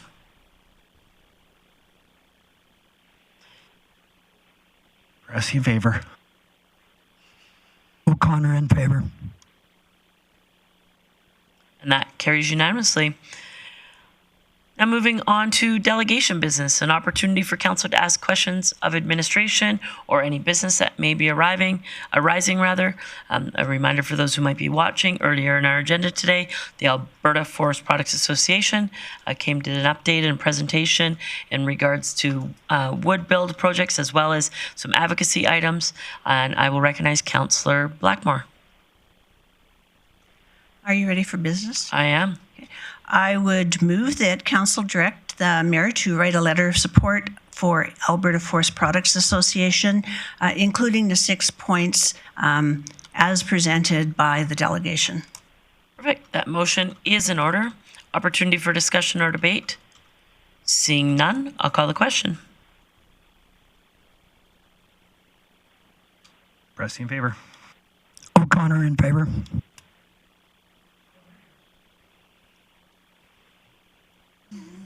She only types so fast. And that carries unanimously. So there are no notices of motion, and now we'll head into our recess. We do have an evening session, as mentioned earlier. It's now 4 o'clock, and we'll see 4:30 rather, and we'll see you back at 6 o'clock. Thanks so much.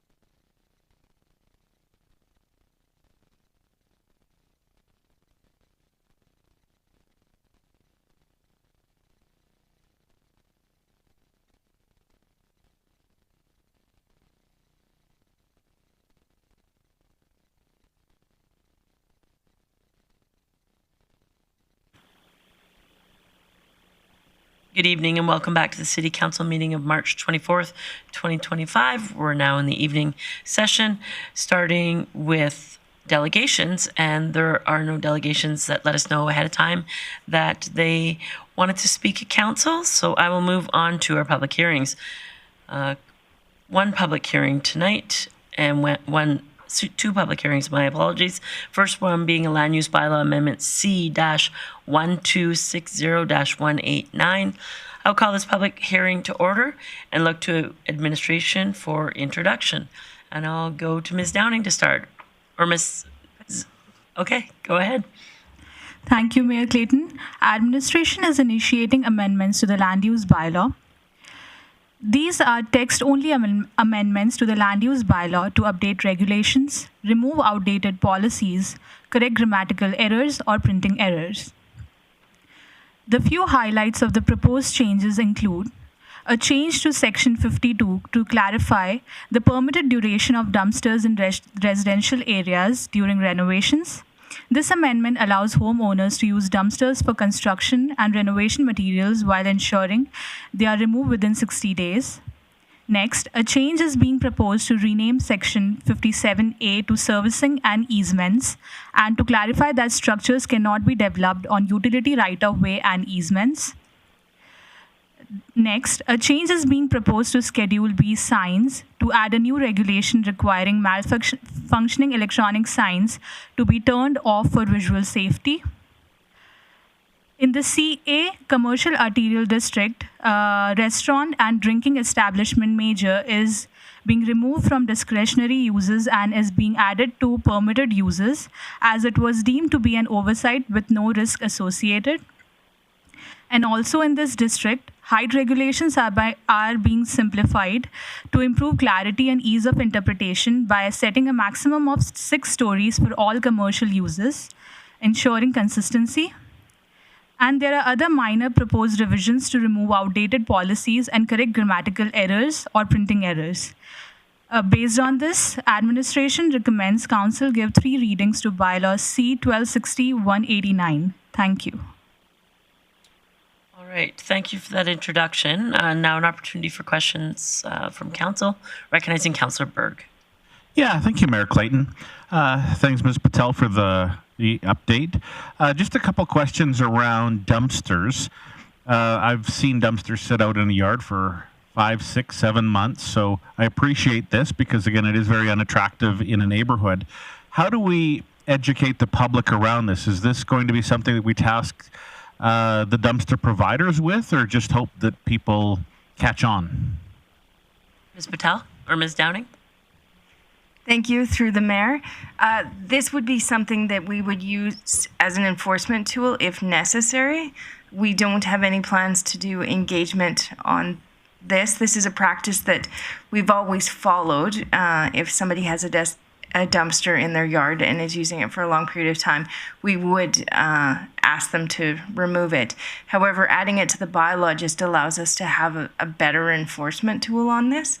So if council wishes us to do engagement on this matter, we could, but we don't have any intentions of doing engagement. And I assume enforcement is through bylaw, but would it be reported by neighbors, I'm assuming?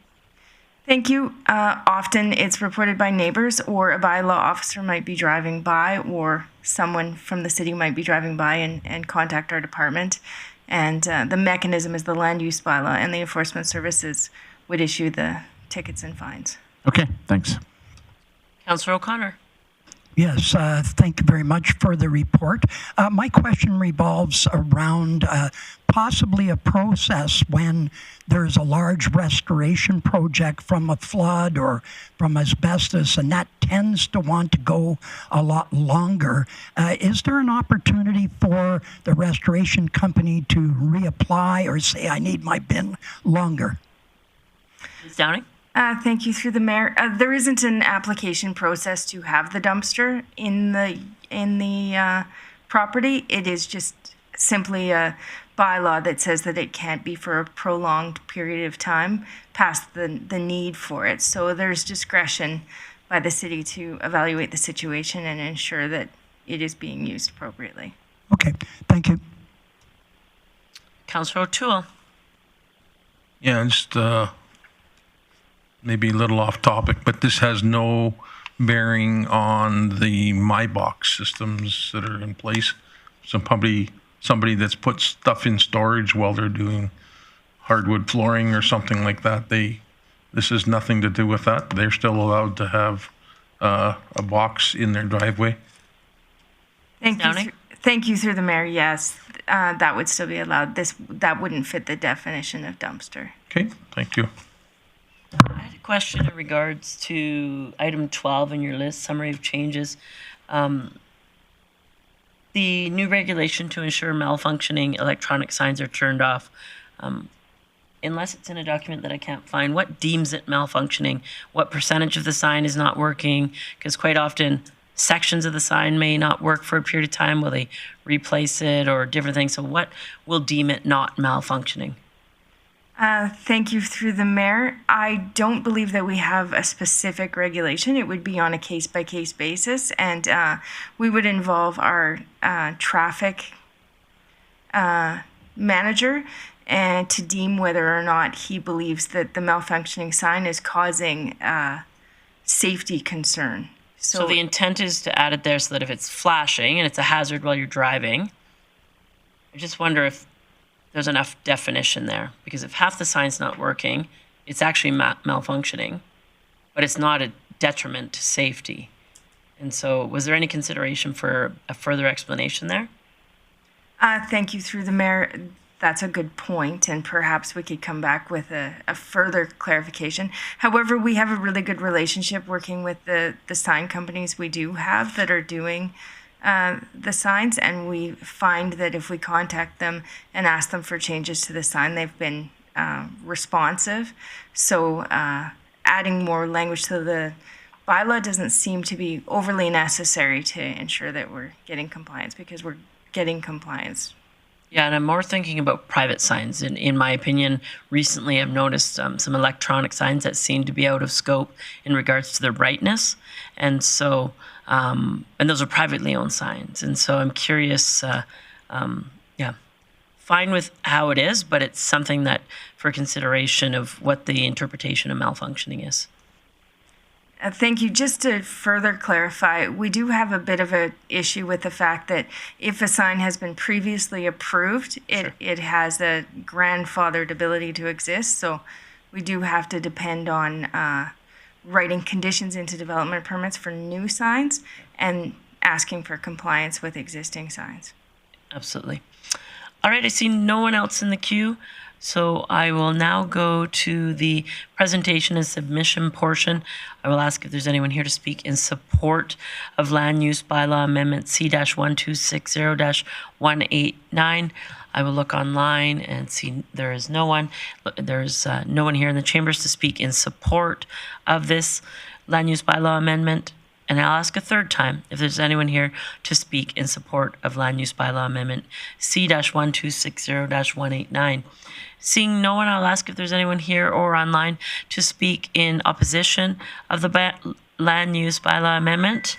I will ask a second time if there's anyone here to speak in opposition to Land Use Bylaw Amendment C-1260-189, and a third time if there's anyone here or online to speak in opposition, to please come forward now. Seeing no one, I will close this public hearing and look to business arising. Recognizing Councillor O'Connor.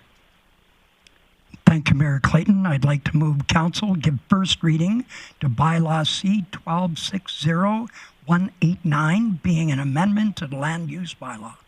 That motion is in order, and knowing that there's no discussion or debate on first reading, I will call the question. Please vote.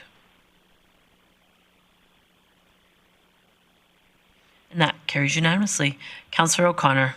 Yes, I'd like to move council give second reading to Bylaw C-1260-189. That motion is in order. An opportunity for questions for administration, discussion or debate. Seeing no one in the queue, I'll call the question on second reading. Please vote. And that carries unanimously. Councillor O'Connor. Yes, I'd like to move council have third reading of Bylaw C-1260-189 at this meeting. Thank you, Councillor O'Connor. That motion is in order. In order for us to have third reading here tonight, that must pass unanimously.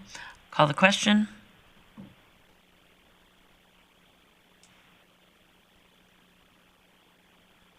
That carries unanimously. Councillor O'Connor. Thank you, Mayor Clayton. I'd like to move council give third reading to bylaw C-1260-189, be an amendment to the land use bylaw. 189. 189. So the motion is correct to give third reading to bylaw C-1260-189. Seeing no one in the queue, I'll call the question.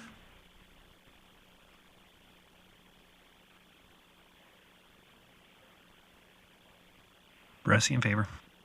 Councillor Bressie in favor. And that carries unanimously. Moving on to the second public hearing for tonight. Land use bylaw amendment C-1260-198. I will call this public hearing to order and look for introduction from administration. Ms. Patel. Thank you, Mayor Clayton. Administration is proposing to amend the land use bylaw. The proposed text amendment will add the use mixed-use apartment buildings up to 2 units to the 3 commercial districts: commercial local, general commercial, and commercial transition.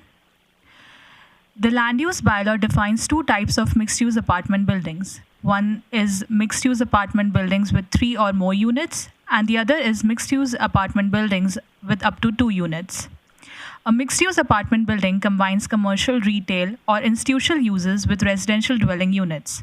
In this setup, commercial, retail, or institutional spaces are generally located along the street-facing frontage, while residential units are placed above the second floor, ensuring separate access from non-residential spaces. In central commercial district of the land use bylaw, mixed-use apartment buildings with 3 or more units is a permitted use, while up to 2 units is a discretionary use. It is also important to note that mixed-use apartment buildings with 3 or more units is already a permitted use in CL, CT, and CG districts.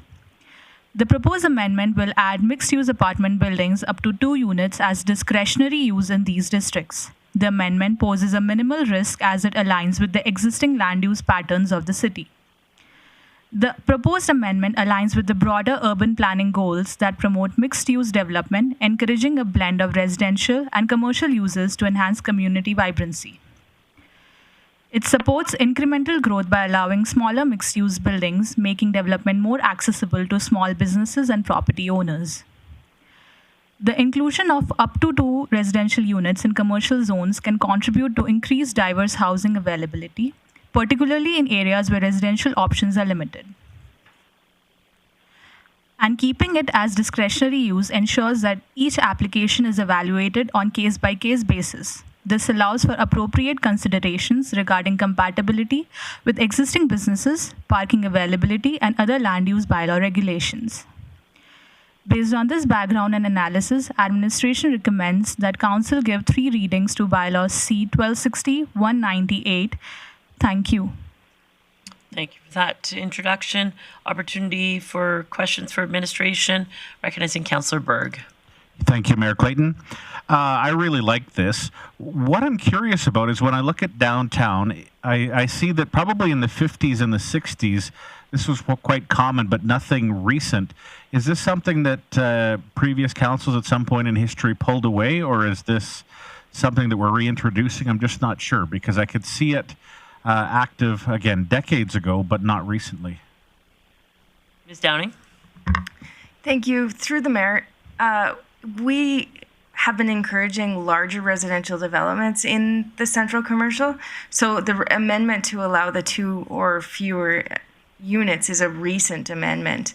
And that was recognizing the fact that those developments do exist downtown. So there hasn't been a lot of demand for this type of development. And I would say that councils of the past have sort of discouraged this small scale mixed use. However, now we're seeing some interest in maybe a lawyer's office having a suite for visiting lawyers and things like that, that we're thinking that this seems like a low-risk addition to the land use bylaw. However, it's discretionary in case it would be, for example, a tire shop in an industrial-ish area where we might not support it.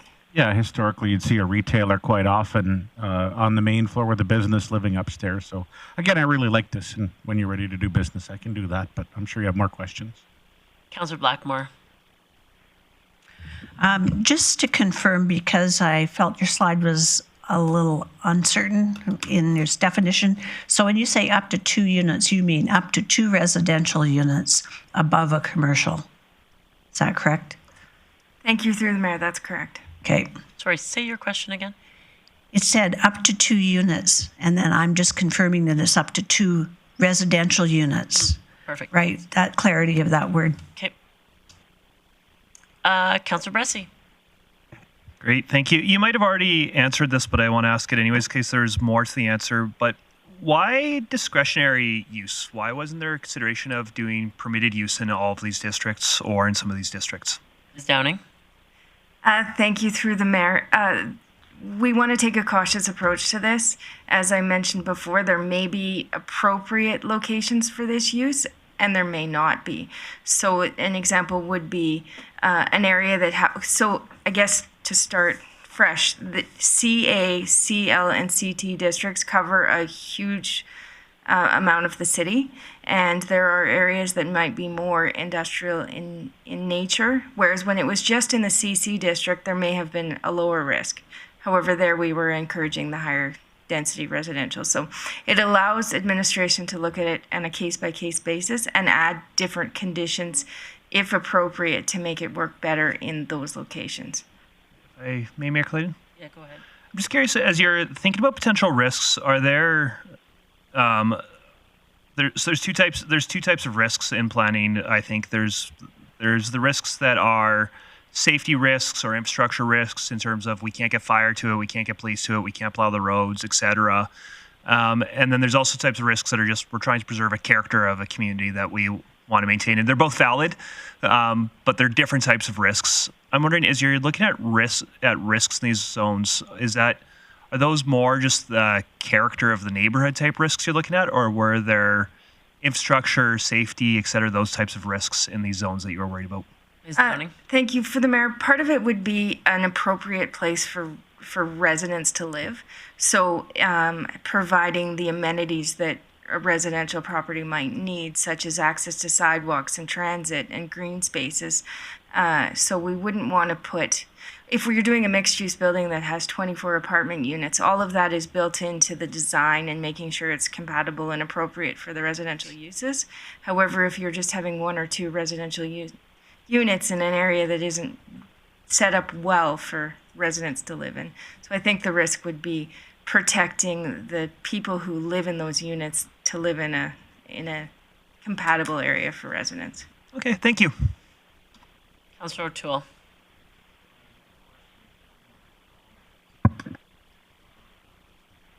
You got me going there? Wired for sound? I was down in San Diego a number of times a few years ago, and in the Little Italy area down there, they have a business on the main floor, their residents above that, and then they also have a parkade as well. So they got their own designated. Is there any interest, or do we have to go through a special process on a certain height, or is this whatever it is subject to, as long as it has no more than 2 rooms? Ms. Downing. Thank you, through the mayor. So this would open it up to any configuration, because you would be able to do the 1 or 2 units or the 3 or more.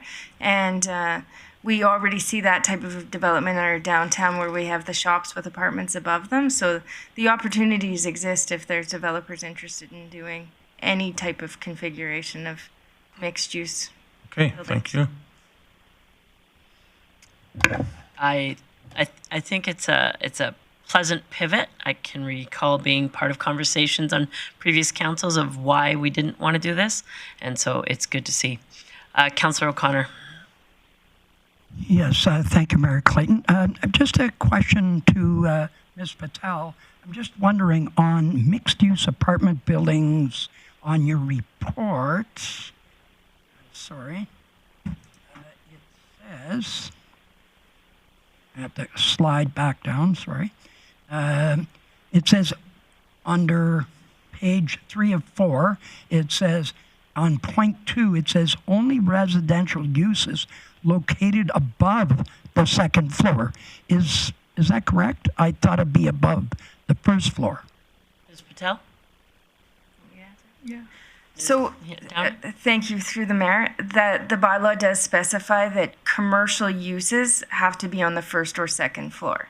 So there can be no commercial uses above the second floor, is how to understand that possibly better. So yes, that is correct. Yeah, I just think there's a little, it can be a little confusing, so I'm not sure if there needs to be a little clarity there. So just as what I've observed anyways. So Councillor O'Connor's point, if the commercial is only on the first floor, the wording now says residential use is located above the second floor for mixed-use apartment buildings, but they actually could be above the first floor. Thank you. I'd have to read this more carefully, but it does say that commercial residential uses can occupy any portion of the building. Right, but on page, where he's referencing on page 4, just below your chart. 3. Sorry, on page 3 of 4, just below your chart. And then it says item 2. Yes, if council wishes to make a recommendation to clarify that the residential portions can occupy any portion of the building. And we do have examples of that. Other than the main floor. They can also be on the main floor. That is how it's been treated. So we do have instances where somebody wants to just put commercial on the street facing the road, and they could put residential units on the first floor, but behind that, as long as it's not on the street face. Okay, and it has to have a separate entrance. So what you're saying, so to be clear, that commercial or residential or institutional can be on the second floor, and then above that can be it's residential only, no commercial on those floors. Okay, just to make that clear. And to clarify then, residential can be on the main floor. The entire main floor of the building could be residential. Thank you, through the mayor. No, the area facing the ground, so I'll have to read this better, but the public facing street can't have residential. There has to be storefronts on public facing streets. Perfect, thank you. All right, I see no one else in the queue with questions, and Councillor Blackmore, I think you wanted to do business? Councillor Berg, sorry. So I'll get to you in a second here, but I'll now go to the presentation and submission portion of the public hearing and see if there's anyone here to speak in support of this land use bylaw amendment C-1260-198. Seeing no one, I'll just check a second time if there's anyone in the room or online to speak in support of the land use bylaw amendment, and a third time. Seeing no one, I'll ask if there's anyone here to speak in opposition of land use bylaw amendment C-1260-198. And a second time, checking online or in the chambers to see anyone here to speak in opposition of this land use bylaw amendment. And a third time, if there's anyone here or online to speak in opposition to land use bylaw amendment C-1260-198. Seeing no one, I'll close the public hearing and look to Councillor Berg for business arising. Thank you, Mayor Clayton. I would like to move council give first reading to bylaw C-1260-198, being an amendment to the land use bylaw. Thank you for that, Councillor Berg. That motion is in order. I'll call the question on first reading.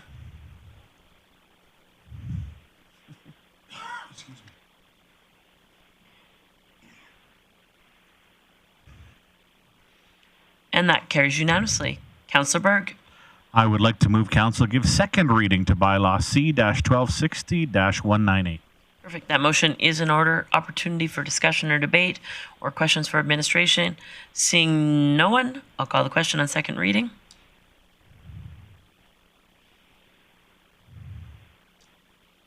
Brassy in favor. And that carries unanimously. Councillor Berg. Thank you, Mayor Clayton. I'd like to move council have third reading of bylaw C-1260-198 at this meeting. Thank you, Councillor Berg. That motion is in order, and in order for us to have third reading here tonight, this must pass unanimously. Seeing no one in the queue, I'll call the question. Brassey in favor. That carries unanimously. Councillor Berg.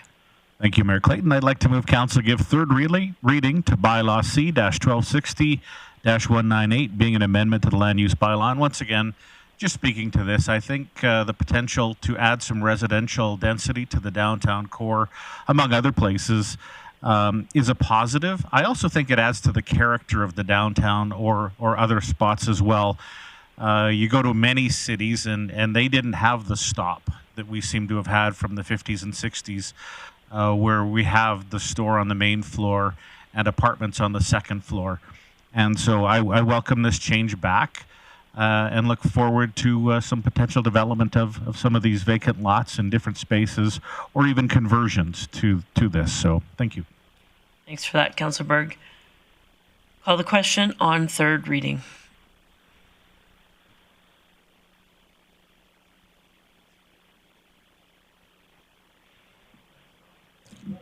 All right, moving on to reports. Item number 17.1, large multifamily development. I'll turn this over to Mr. Tarrant for introduction. Thank you. From the previous session of council held earlier today, there was some recommendations or some considerations that were brought forward in terms of possible amendments to what was proposed for the large multifamily development grant.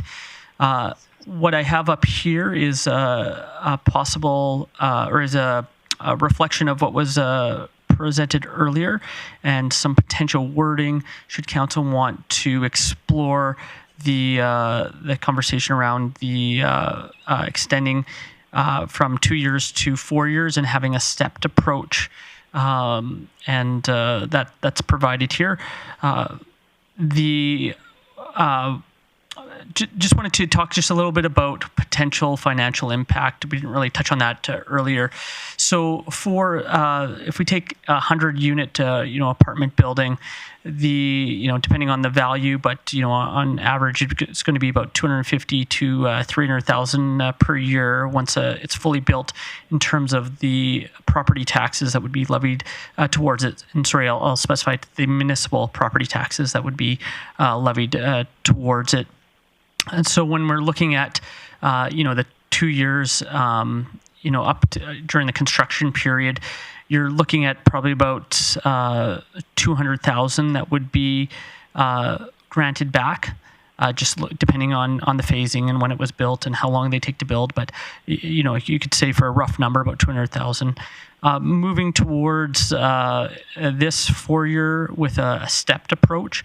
You're looking at about double that for a 100-unit apartment that would be granted back. So just to give you a sense of context, you're looking at about $400,000 would be the equivalent for one project of a 100-unit scale.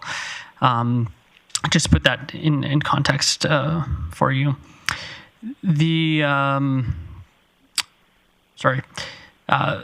are recommending within here that there would be at 3 years there would be a hard stop. There would be an occupancy that would be required after 3 years. Otherwise, they wouldn't get the 4th year of the rebate. With that, I'll open it to questions or conversation. I just have some clarifying things before I go to a couple in the queue. So there has to be residential occupancy by the 3rd year, but you don't clarify a percentage? They have 10% of the building occupied. They still... Sorry, no. Through the mayor, no, there would be, they just have to receive an occupancy certificate by the end of the 3rd year. Yes. Perfect. Okay. Councillor Berg. Yeah, thanks, Mayor Clayton. Is there a deadline or window that we're going to put on this? Say all applications have to be in by the end of 25 or by the end of spring of 2026? Is that something we've talked about? Considered? Yeah, through the mayor, we had proposed by the end of the year, all applications would have to be in by December 31st of this year. Okay, So thank you. that aligns all of our incentives on the same time frame then. Correct. Okay, thank you. Councillor Blackmore. My understanding of the proposal that was put forward by Councillor Plott, and I guess he will confirm this or deny it, was that the 1 year 100% deferral came at the end of construction. So you have your building construction period where you're not paying taxes. The year following that, after you get your occupancy permit, you're not paying taxes. And then you start to pay taxes on an incremental scale until you get to year 5 at 0. And I don't think that that is captured here. I think that here you're looking at year 1 as being groundbreaking and year 3 as being occupancy permit. This would be in addition to the existing recommendations, as you have it pointed, or you're saying it's one or the other? No, through the mayor. So this would be replacing what was proposed. So Councillor Blackmore is absolutely correct. That's not what was portrayed. Okay. Mr. Burke? Apologies, that wasn't our understanding that wasn't in addition, it was instead of. So instead of the previous 2-year program, that this was now a 4-year program, but now we're suggesting this is now a 6-year program. That wasn't the clarity that we had when we drafted this. So that is possible. We just have to rework that here quickly. Well, and it's simply if there was a motion. That there's a combination of both. Yeah. Councillor Blackmore, any other questions? No. Okay. Councillor Plott.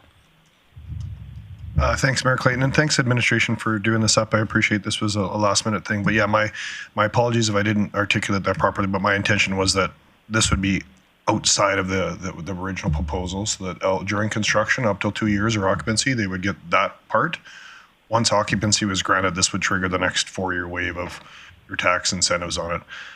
So I'm not sure if you would like me to wordsmith the current one, or No, they can if just this. put both in the same program, and they can be concurrent. You have the other one already written up. In addition to the existing contract grant opportunity, there is the grant that includes occupancy. So they're both. So that if people understand that there's construction and then there's occupancy.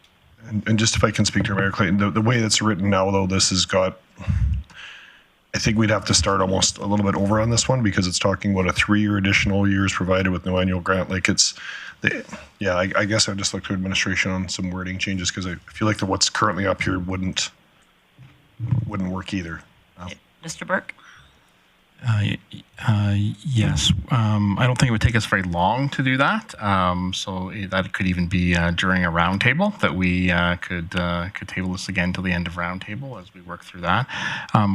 If there was a motion to proceed, so that's the other key here is I think that would be advisable that for us to work on a motion here.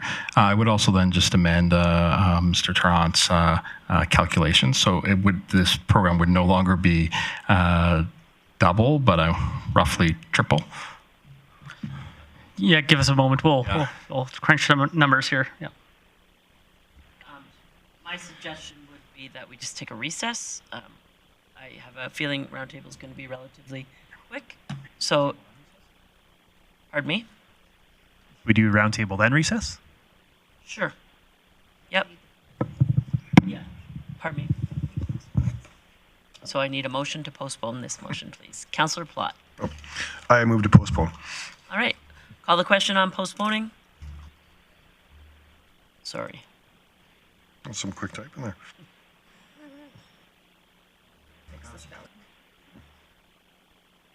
So we will do a roundtable now. We may take a recess, depending on how long roundtable is, which I have confidence it'll be relatively quick. And then, if required, we'll take a recess and come back. So I'm going to start with Councillor Blackmore.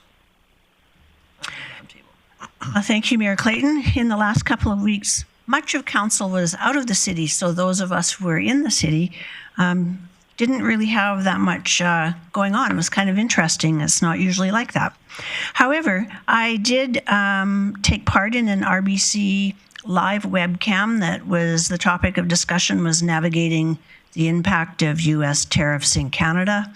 Not surprising, the bulk of the information said, we don't know. We don't know if they're going to be tariffs. We don't know what they're going to be. We don't know what the impact is going to be. But currently, not knowing means that the impact is bad. It was pretty much, for those of us who were at AB Munis, there was great overlap of information. And the general consensus is nobody really knows anything. And everyone would really like to know what's going to come next. I also attended a Community Futures Board meeting that was, those board meetings can be a little long, but that's okay. They did have an event in Jasper for women, which was very well attended. I think they were fully subscribed, and they had over 80 women attending that kind of mini conference about doing business, setting up a business when you're a woman. And the best news of all is yesterday, geese flew over Ivy Lake. So the moment we wait for every spring, and then we moan and groan about them all summer, and then we're disappointed when they leave in the fall. Thanks, Councillor Blackmore. Councillor Bressie. Great. Thank you, Mayor Clayton. I got to attend an executive committee for Alberta municipalities. I got to attend a police commission meeting. The highlights for that are posted on the commission's social media, but the one that I did want to highlight was at the policing committee. We got to meet Superintendent McLeod, the new officer in charge of the detachment, and huge range of experience with the RCMP, including large responsibilities over in BC, and just seems to be really enthusiastic about being in our community and keeping our community safe, but also helping the transition go forward in a positive manner. So really excited to welcome Superintendent McLeod here. And then I was out of town for a lot of it. I got to attend the Association of Government Risk Insurance Pools as part of my duties with the Municipal Insurance Exchange. I got to attend riveting sessions, including exciting questions to ask your actuary. Spoiler alert, there are none. And are you smarter than a portfolio manager? Other spoiler alert, I am not smarter than a portfolio manager. But it actually was a really great conference where a little bit dry, but I actually did get to learn a lot about how to interpret actuary reports, about some of the investment management decisions that we're making as an association. And so I really did find it not the most interesting couple days, but really enlightening from a professional perspective. So appreciated that opportunity. I'm sure you're just as smart as Thanks for that, Councillor Bressie. Councillor Plott. Thanks, Mayor Clayton. Couple highlights. I got to attend the Nighthawk Sponsor Appreciation Night with Councillor O'Toole and had a great conversation with some of the staff out there, and it sounds like they've had a fairly successful year, so that's good to hear. I went to our city's Bear Creek Dam engagement with a few other colleagues here as well and had a chance to talk to a few members of the community about that. We had a recent ICC meeting with our collaboration committee meeting with our county counterparts, which we always have some good conversation there. And then my highlight was last week I attended with Councillor O'Toole as well and several administrations, the Sports Congress Council conference in Calgary. And just some key takeaways for me. I did a speed dating session with a lady from out of Oregon that does EP climbing. It sounds like they're bidding on our activity reception center wall. She actually brought up a video on it, but she made an interesting comment that it's the only sport where you actually have to fail to succeed to be a great climber. So I thought that was kind of neat. Another highlight from that I thought was interesting, having two daughters. 94% of C-suite women leaders have come from a sports background, so that was much higher than I thought. I always felt there was quite a high contingent when you play sports later in life of what it does for your leadership opportunities, but that number was even higher than I thought. A couple of breakout sessions that I did. One takeaway was interesting. A lot of conversation about naming rights and the trending around naming rights, and a couple of key components there of folks that do that quite often. It said they're seeing a trend of naming rights being shorter. So instead of 10-year naming rights, we're looking at more like 3 to 5 years just for the opportunities. And that seems fitting for Grande Prairie because I feel like we sell these buildings and we tend to sell more things in them as the term goes on and probably give more value as the duration of the contract goes. So I thought that was good. There's a new STEAM assessment model coming out that I'm sure our administration uses quite often, but much more detail and dived in, and some of the logistics on the back end literally ask you if you bought shoes when you were in town, when you were away, how much fuel you spent, how much you ate out. And so it was really dialed in to try to probably understand not only the sports tourism impact, but where you're spending your money when you travel for sport. And yeah, that was my report. It was a great conference, and congratulations again to our city for winning an award. Thanks, Councillor Plott. Councillor O'Connor. Thank you, Mayor Clayton. Was able to attend the Golden Age Center 50th anniversary with Councillor Bressie and Bear Creek Dam engagement. Gotta watch how you say that. And waiting for results of what everybody's input was. Attended the Warehouser and Canfor vegetation management session, and went to RMA. It's always great to go to RMA and meet with other councillors from across the province. And of course, it's always enjoyable. Took a EOEP, Elected Officials Education Program, what the role is in strategic planning.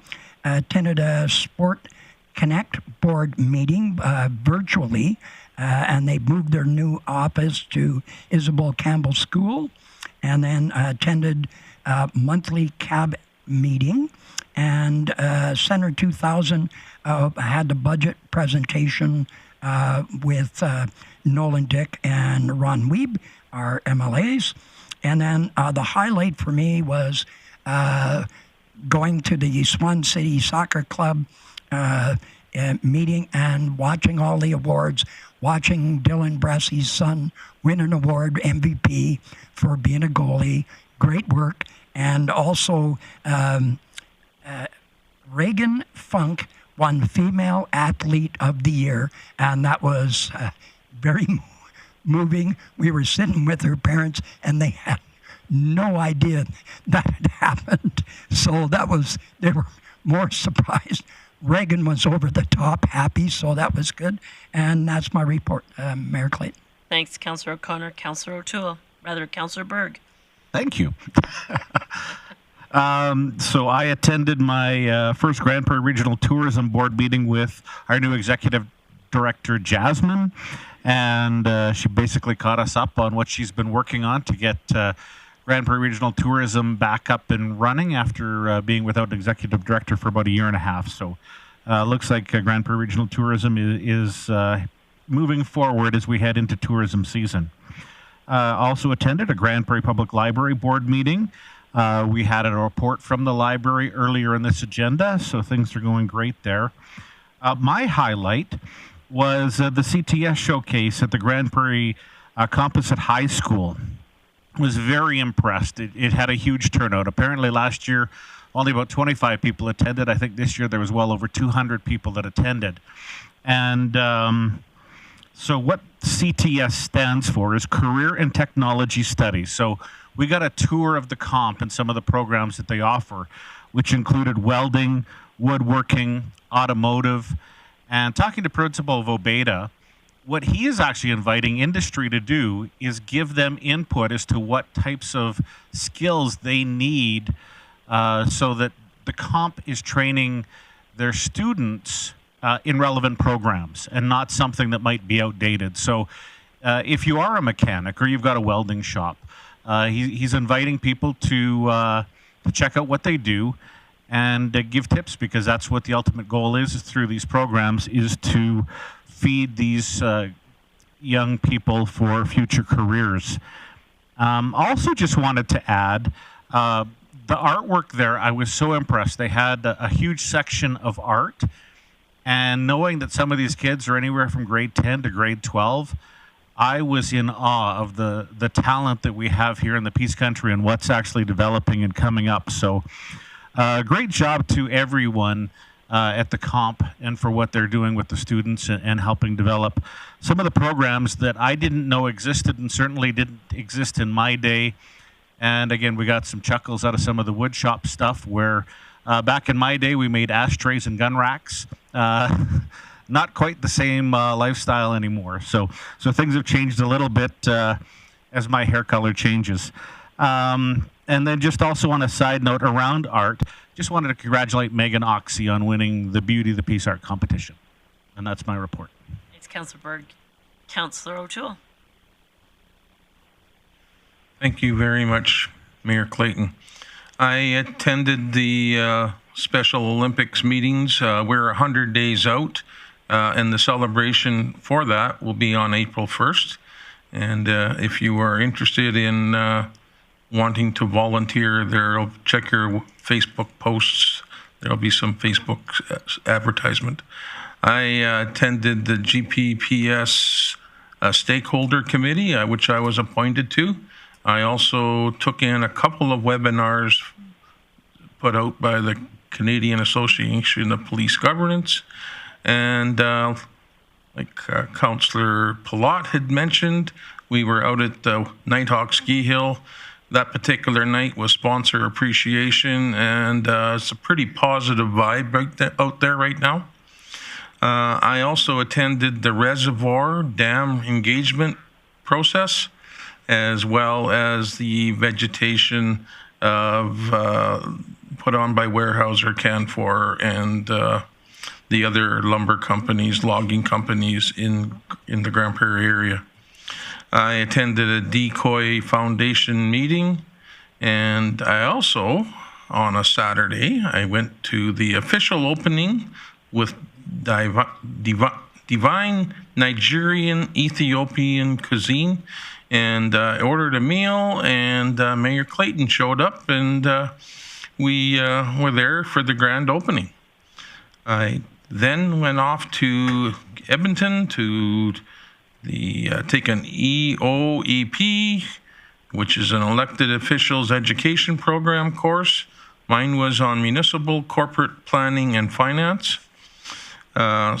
We attended the sports tourism events in Congress in Calgary, as mentioned by Councillor Palat, and I attended the Grande Prairie Regional Rec Committee a little bit late, but my computer took 4 technicians to fix it, and but I was there.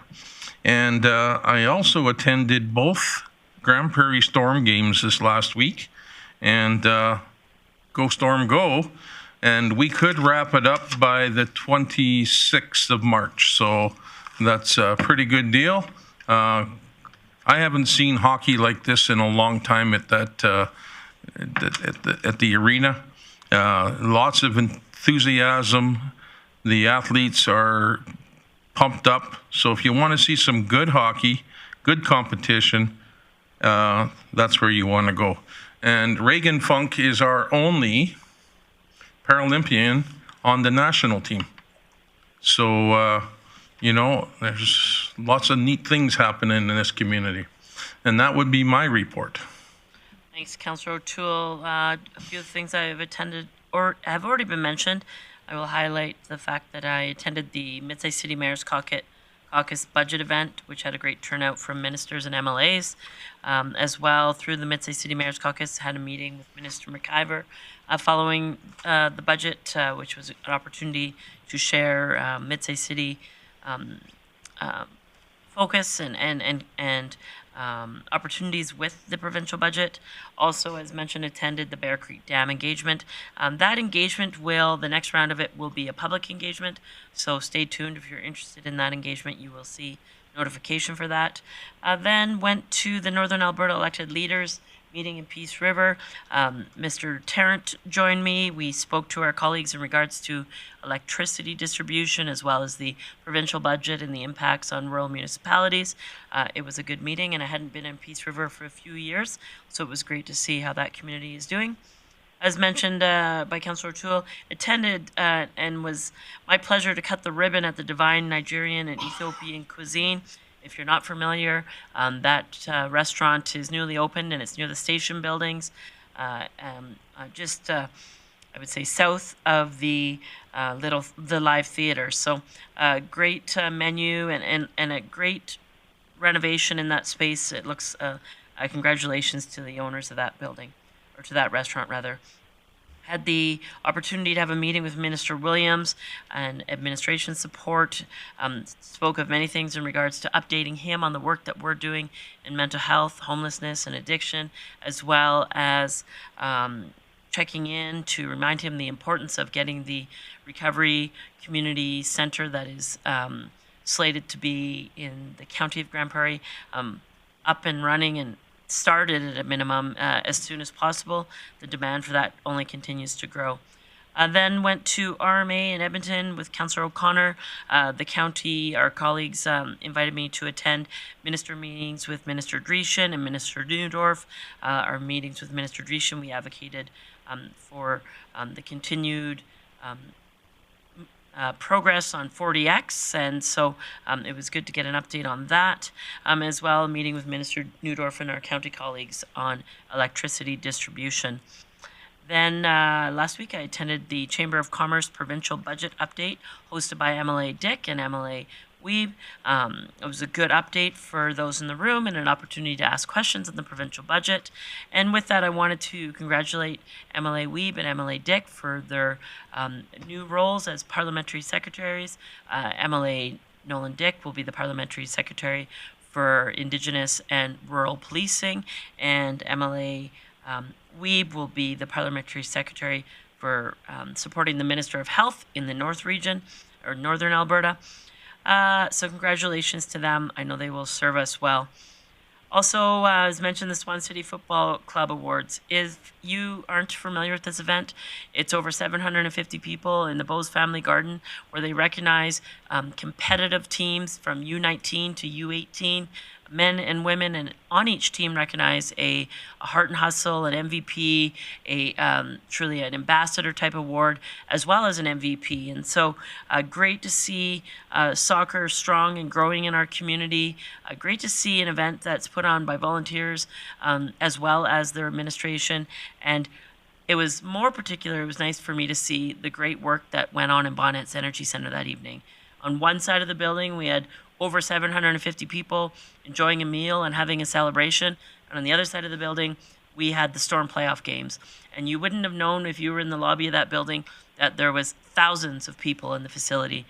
The parking lots were full, but I tell you, staff facilitated two completely different events that had significant engagement very well. So kudos to the team at Bonnet's Energy Centre.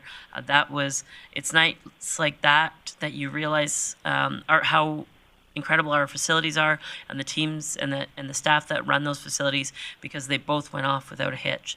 And last but not least, I'm extremely excited for Grande Prairie Storm to hit the road as they head to Lloydminster. I've had numerous conversations with the mayor of Lloydminster, and there's a second level of our bet, but the first level of our bet is that when the Grande Prairie Storm beat the Lloydminster Bobcats, his entire council will wear Storm jerseys to their next council meeting. And the second subsequent part of that motion is, if we win, Mayor Albers will be treating our council. So I'm looking forward to that. I wish the Storm significant success, and I'm very optimistic that they will win 4 straight. So cheers to that. I will ask administration if they need a bit more time. With that, I entertain a motion for recess. Councillor Bressie. I move the council take a brief recess. I'll call the question on that. Yeah, you bet. Most people's e-scribes have probably timed out, so I'll call the question. All those in favor? I see all the hands up for unanimous, so that carries unanimously, and we will take approximately a 15-minute recess. We'll say 15 minutes. Thank you. See you soon.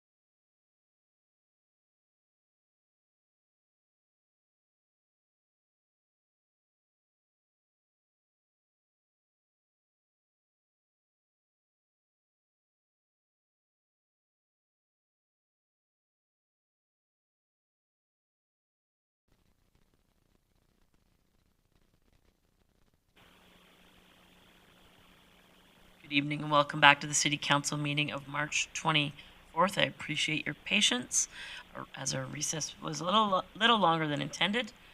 I will now go back to Mr. Tarrant for an introduction. Thank you, Mayor Clayton. So we've taken back the feedback provided by council and looked at ways to word that within the policy. What we're recommending here is that there be a 6-year large multifamily development grant provided, in which there would be the first 3 years would be 100% of taxes would be rebated back, with a declining balance of 75, 50, and 25% in years 4, 5, and 6. The stipulation included within the policy here would be that occupancy on the building would have to be achieved within 3 years of the building permit. And if occupancy is not achieved within 3 years, then the remaining 4 years of the rebate would not be provided. All right, so council, as the conversation prior to the recess, the intent was to have a combination of both discussions, the construction grant program, as well as a grant for the a tax abatement during the initial years of occupancy. This is what administration put together for consideration based on the feedback from council. So let's have a conversation. Questions for administration, recognizing Councillor Plott.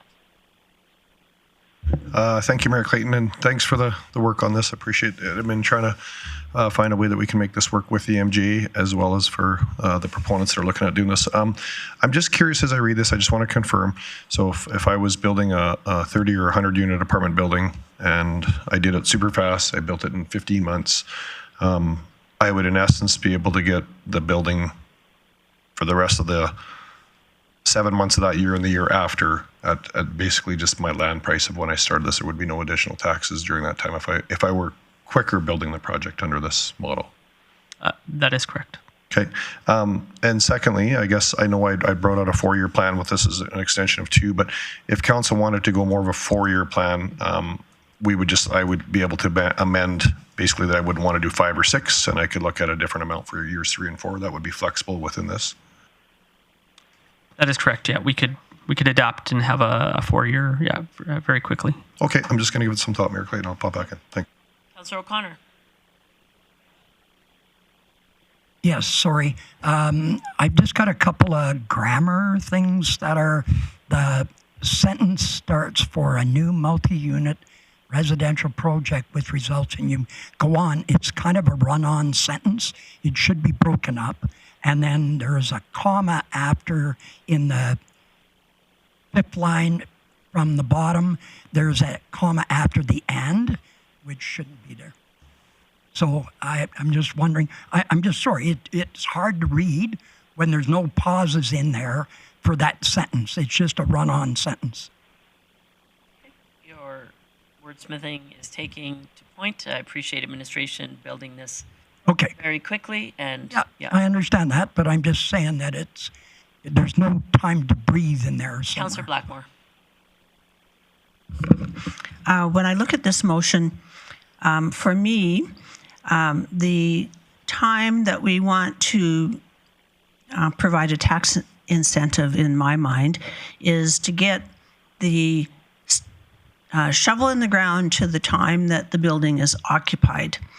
And so I think that if their occupancy permit is mandatory, that they have that by the end of the 3rd year, by the end of the 4th year, their building should be close to fully subscribed.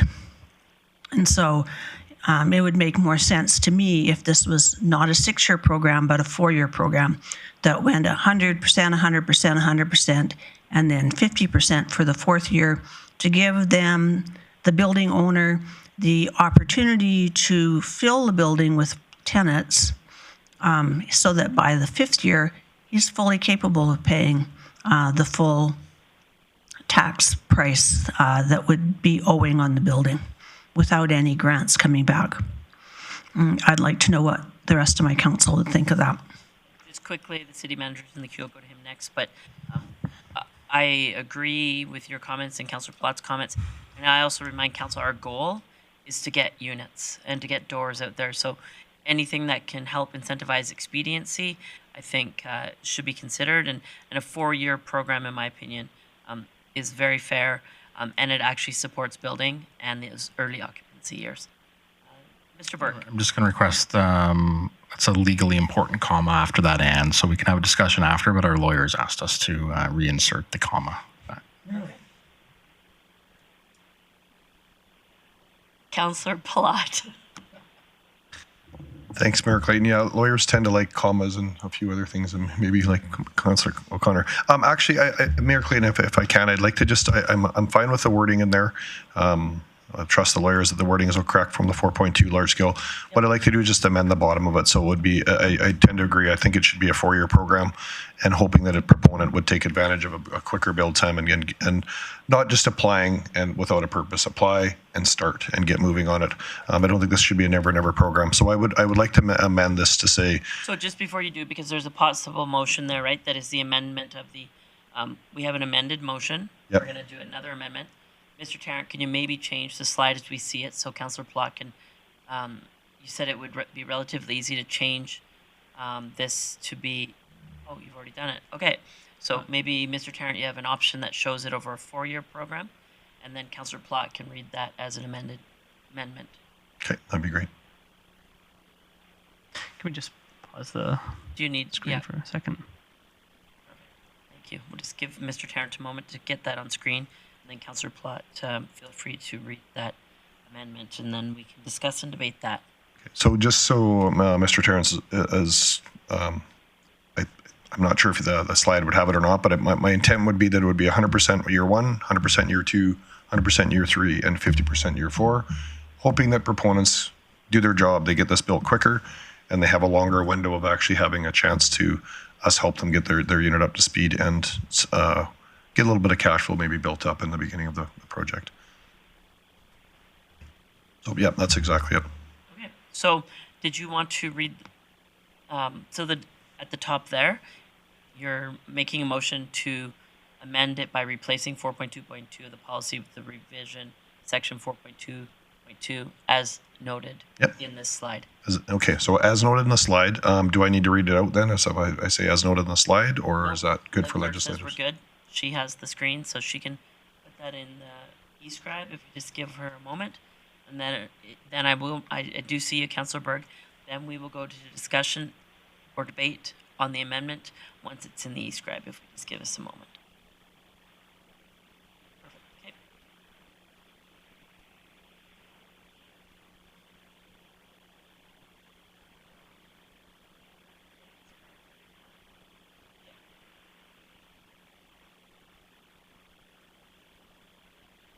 Sorry, and that was Councillor Platt's intent. Yep. Sorry.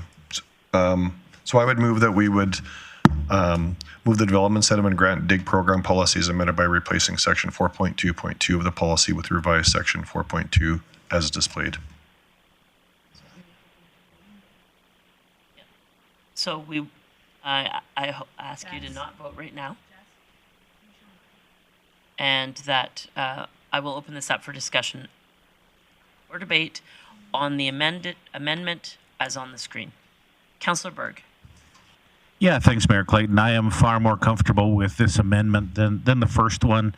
It's tough to find the balance. Like, we do want to incentivize doors and construction, but on the flip side, we also have we have bills as a city that need to be paid, and as we add 2, 3, 4, 500 people, the costs have to be borne by somebody, and eventually we'll cash that in when these buildings start paying their taxes. But I like this because I feel it creates a fair balance to not only the taxpayers and the citizens, but also enough incentive to builders that hopefully we can see some doors coming.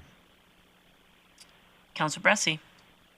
Great, thank you. Yeah, no, I appreciate Councillor Platt bringing forward this amendment. For me, it is, I do get that a building right from day one, when it starts being built, there are costs to the municipal taxpayer in terms of it needs fire protection from day one, etc.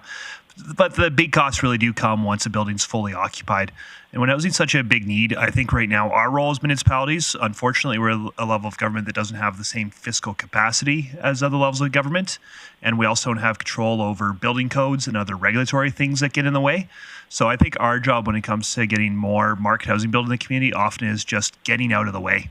And that means not charging money for services on these large projects until they're fully utilizing our services. And I think this does that. So I'm going to enthusiastically support this.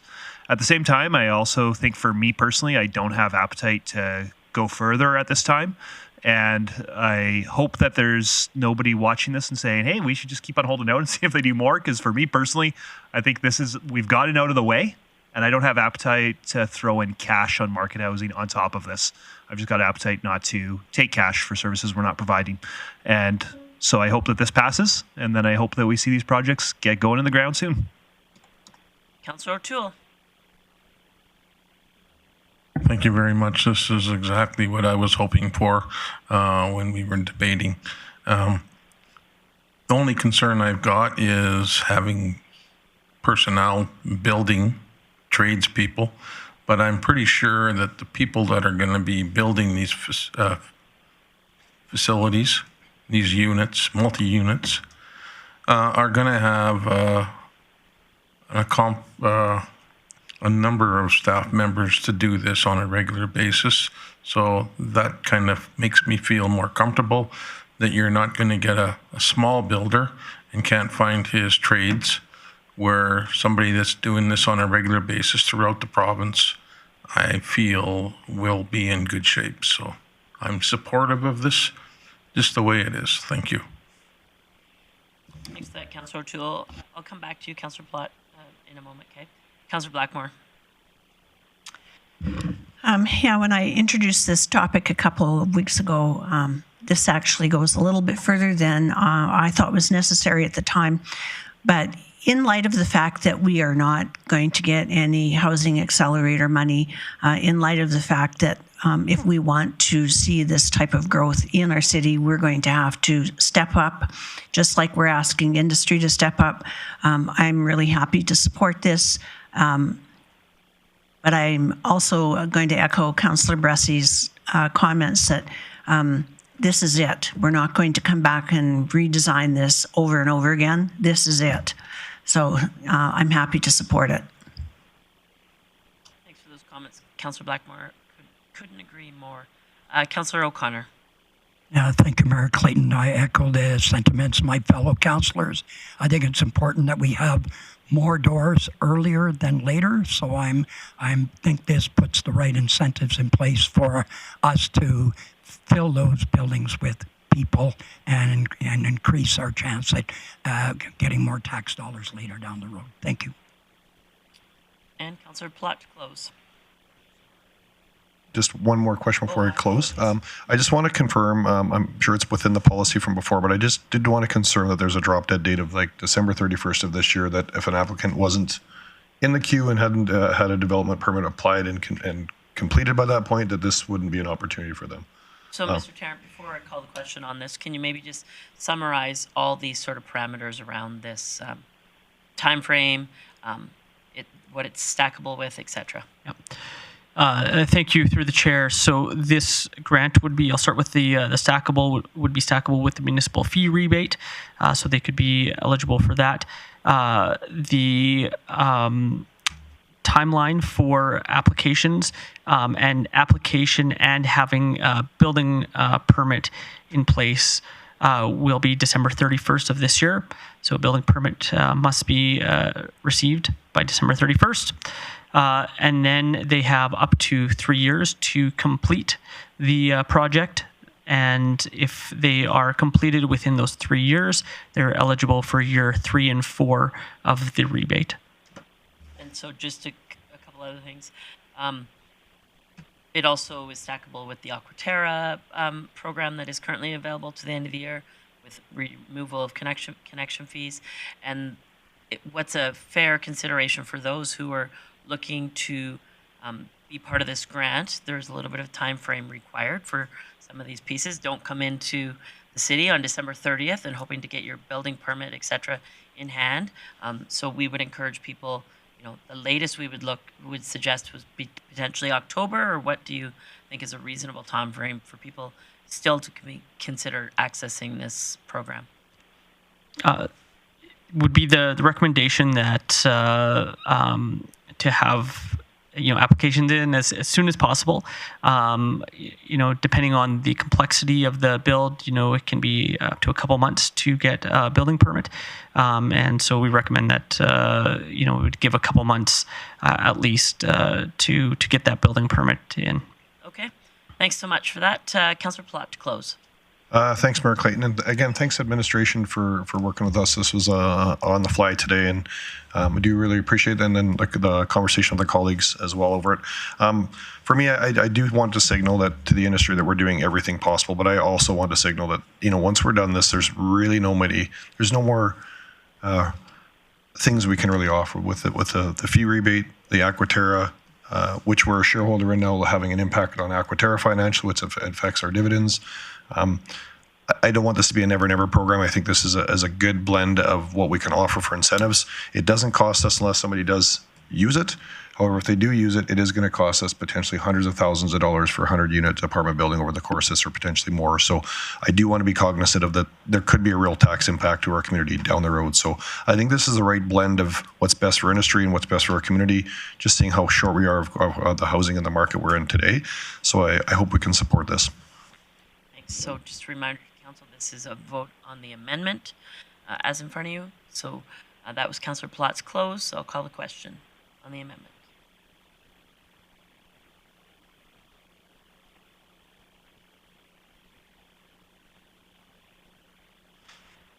Bressie in favor.